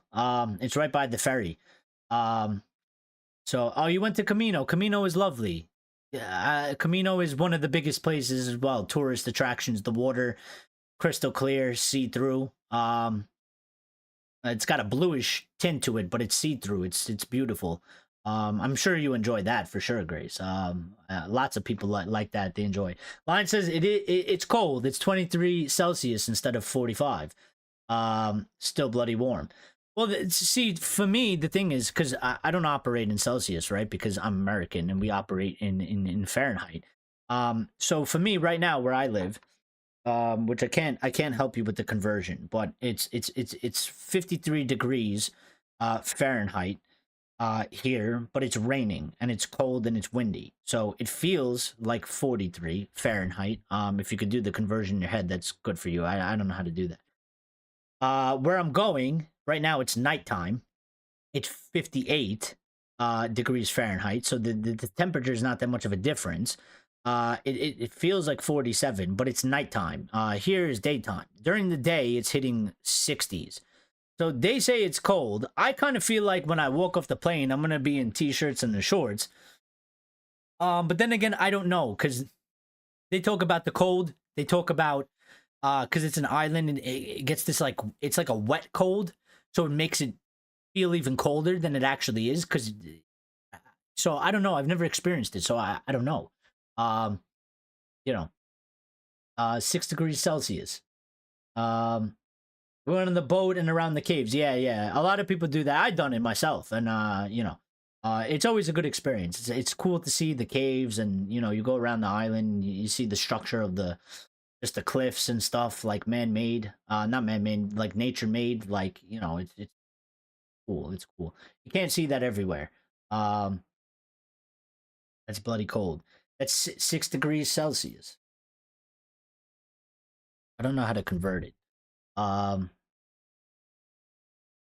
You thrive in winter. See, I'm the opposite. Like, I see. My thing is with this is like listen. Nobody likes to be too hot or too cold, right? We complain when it's too cold. We're like, oh, it's too cold. When it's hot, we complain like, oh, it's way too hot. But the way I always look at it is like I dislike the winter more than the summer, because when it's too cold, there's nothing you can really do other than like go inside somewhere, right? So like if you're outside and it's very cold, like even you wearing a jacket and 3 sweatshirts, and like you're still gonna feel cold. Like it's gonna be cold. Like your face is gonna be cold, whatever. Like something's gonna be cold, and and you feel uncomfortable.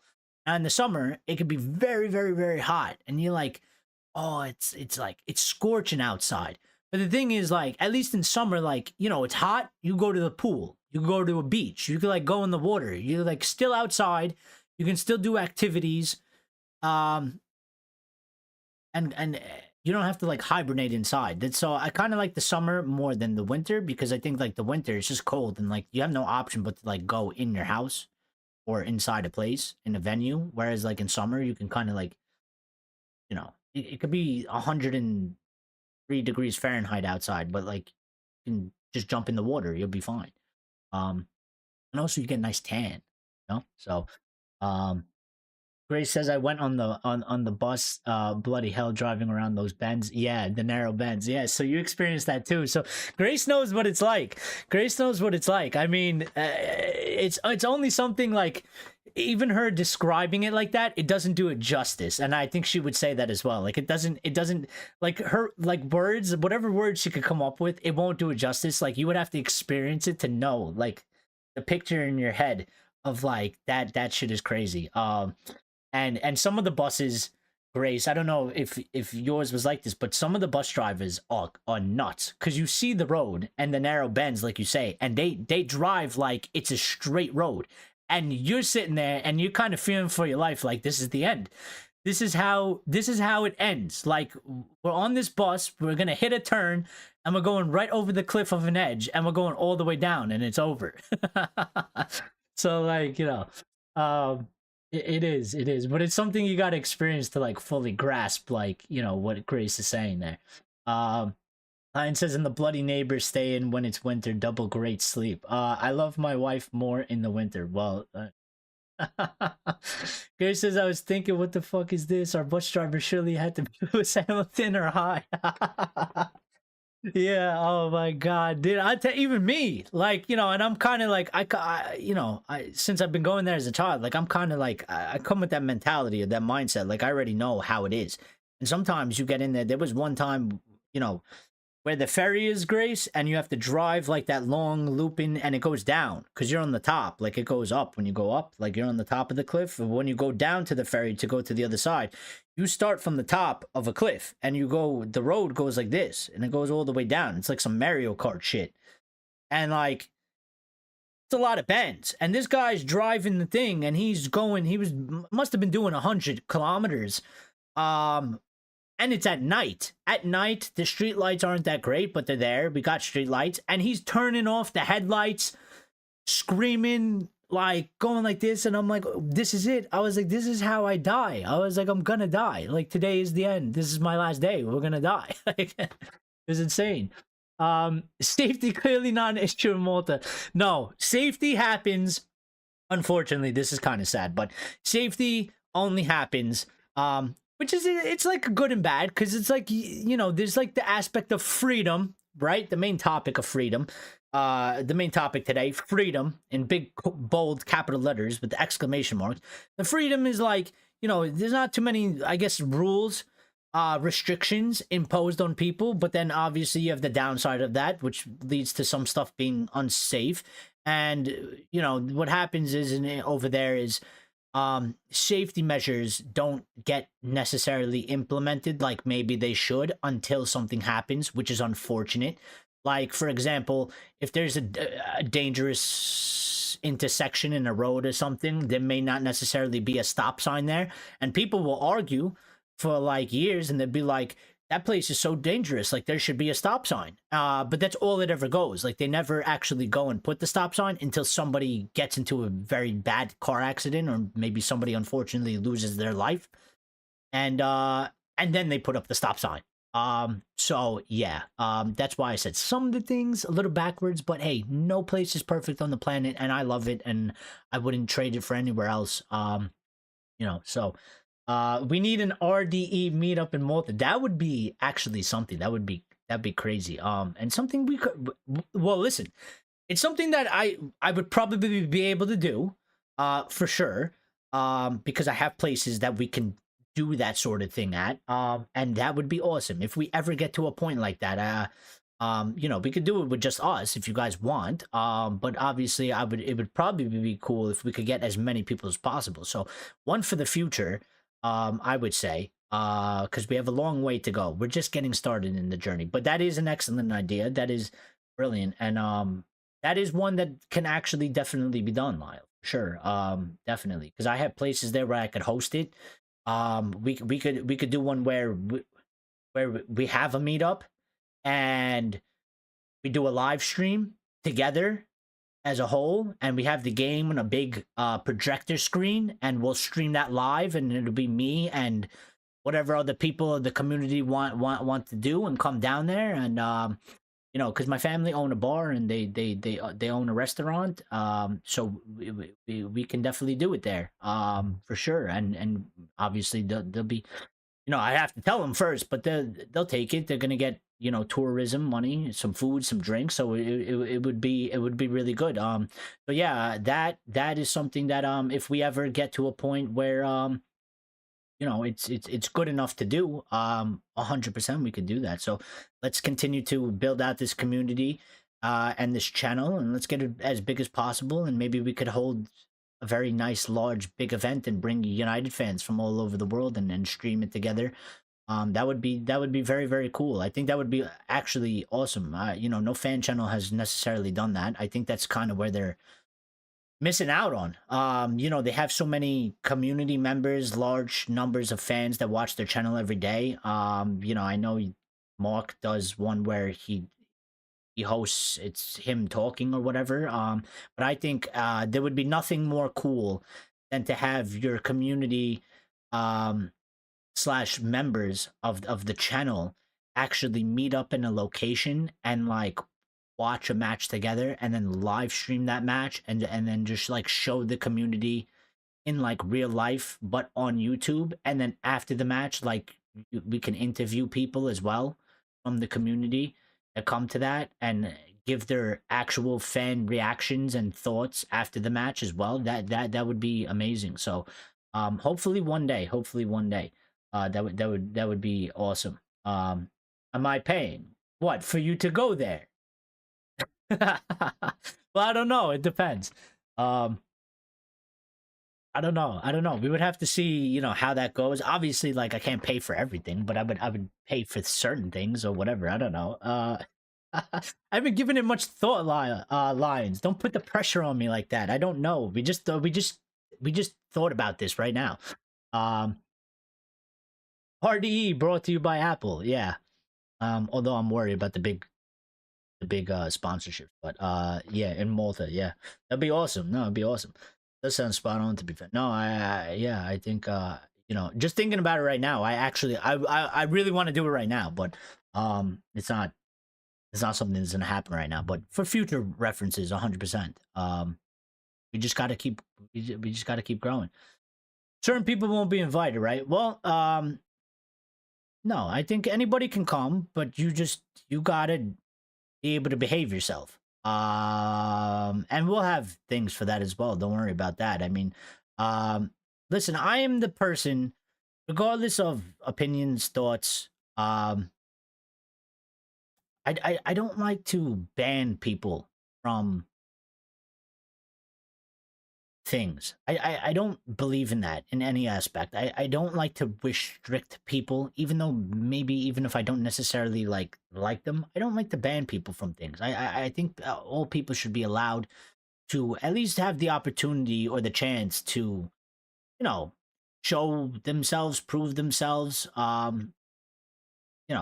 nobody should be like that. But what will happen is if you come and you can't behave yourself, or you're causing a disruption, which is ruining everyone else's time, right? Then you get removed. That way we gave you a fair shot, we gave you an opportunity, you fucking blew it, and now you deal with the repercussions of your actions.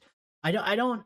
I think there's too many things in life where people like they don't allow these people on this platform, or they don't let these individuals talk because they don't like what they say, or they don't like who they are necessarily. And I never really agreed with that. I think everybody should have an opportunity. You just have to be respectful, and you have to keep it in some sort of a professional manner. You know what I mean? Um, again, fuel met the fire. Um, do your hair first, though. Yeah. No. Yeah. Yeah. I mean, my hair is a mess. And as you see, it keeps changing shape as I keep touching it. So a heated discussion on the beach. Bring it on. I mean that one we might just melt everything if we do that. I mean the channel might burn down if we do that because it's so hot. Live and in color. Wait, it's cool. That certain person doesn't drink. It's grand. I mean, listen, one shot, one opportunity. That's it. All right, guys, I'm gonna get out of here. We'll speak tomorrow. I'll see you guys all tomorrow. Enjoy the rest of your Sunday. Be good. I know United disappointed us again. And it's it is what it is, and I really don't think it's going to get any better for the remainder of the season, and I think we're all going to be absolutely relieved once the last match of the season is the final whistle has gone. But we are Manchester United fans. I think something that sticks with me is Ferguson saying never give in. And we can never really give in. Right? We can't give in on the club. So as bad as the club is, as hopeless as this season has been and seems like it's going to continue, we're always here supporting our club. We love our club very dearly, and we just want our club to succeed. And I think we all deserve just respect, a pat in the back, because we still dedicate, no matter how shit we are, we still dedicate our time, our love, to the club. And it just shows, how passionate we are for this football club. And I hope that we do get to a place where it is positive, because I always like to be positive. I try to be positive. I think positivity is better than anything in the world. And I hate the negative things, but that's the real life. Real life.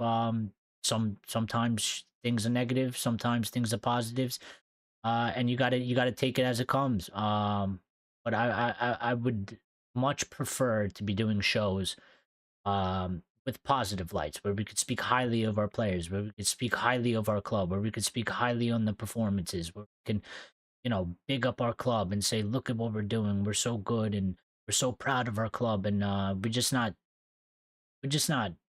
anywhere around that right now. So hopefully it'll get there. But get in the comments. Get in the comments. Football comment, and if I look homeless or not, and if it's acceptable. I'll see you guys all later. Stay safe. Richard says, stay safe all. As I said, it will get better. When is the call happening? Says Lions. Probably after I come back. because I don't have time uh to implement it. But yeah, when I come back, we should be good to go. I won't be working necessarily in the immediate stance of when I come back. Maybe, maybe not, but I should have more time. This job took out a lot of me. I mean, I haven't had 2 days off in months. You know, this job is very abnormal in that the amount of hours I've worked and the amount of days. So it's taken a lot. It's taken up a lot of time. And it's very draining as well. I get home and I'm mentally tired. As much as I want to try and work on some things, when I get home, you know, sometimes it's late. I gotta shower. I gotta eat, and I kind of need to unwind from the hectic day I just had starting at 5 o'clock in the morning. So I'm just being real. I haven't made any progress on that, but I plan. Listen, I have the Discord. It's there. And maybe I'll put out the link, so maybe we could just at least chat. I'll put it out somewhere. But it's not ready because I need to test it. I need to test how the calling is gonna work. So it's there. It's set up. Really, all we need to do is test it to see if it works. And I need to see how it exactly works when I pull somebody into the call section and whatever, how that works. But it's pretty much there. And maybe I want to add one or two more things because it's just very basic. There's just like a general chat and then the call chat. So yeah. We will look back at this and say, remember when we had the discussion when United were shit? What a crazy night. Grace says, will you come back though? Is football worth it? Oh, always. Will you come back? What do you mean by that, Grace? Will you come back though? Is football worth it? Mentally drained is the worst. I feel you on that. Yeah, I mean, listen, it's hard. Like United's not doing well.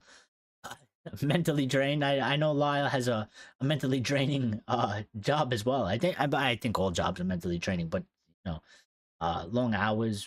It's crazy.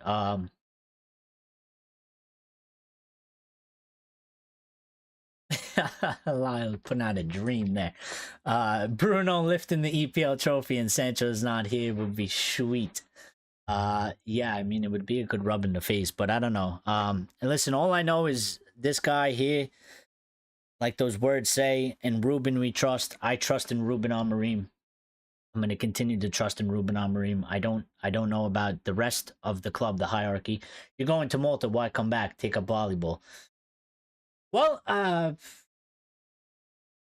gotta come back because I gotta work. But you know what? If I'm gonna be honest, Grace, I am planning on moving there. And that may happen. Maybe within a year or so. I do want to move there. I do want to live there.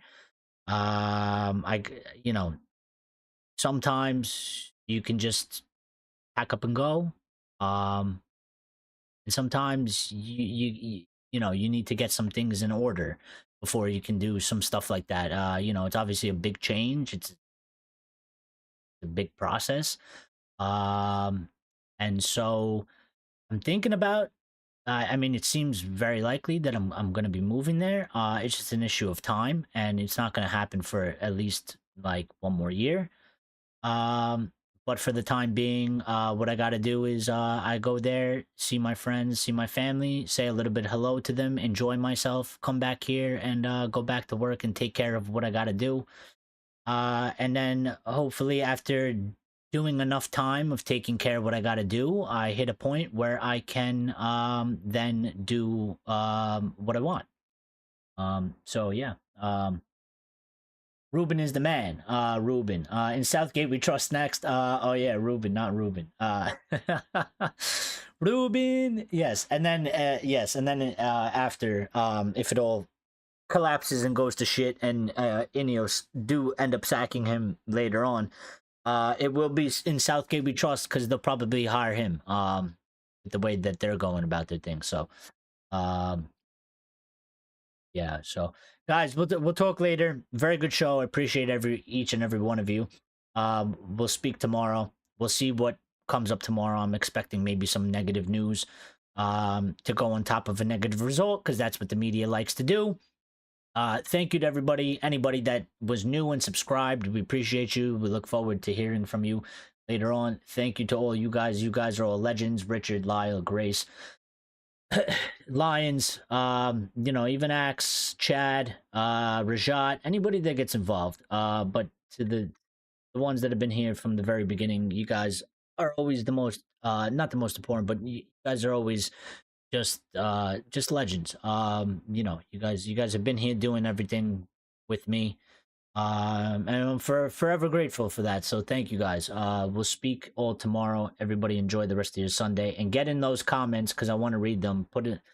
I love them very much. And Lyle, to end the show, again, another super chat. Thank you, Lyle. I greatly appreciate you, man. You don't have to do those things. You don't have to do it, but I do appreciate it very much. Take care, all. He says, much love, URDE legends. Absolutely, I think that's the best ending message that we can get. So we'll speak tomorrow. I look forward to seeing the comments because I do enjoy them. I don't just say that. I do enjoy them. They give me a laugh. They put a smile on my face. So I'm looking forward to reading them and seeing what's being said. And again, thank you guys for the support, and we'll talk tomorrow.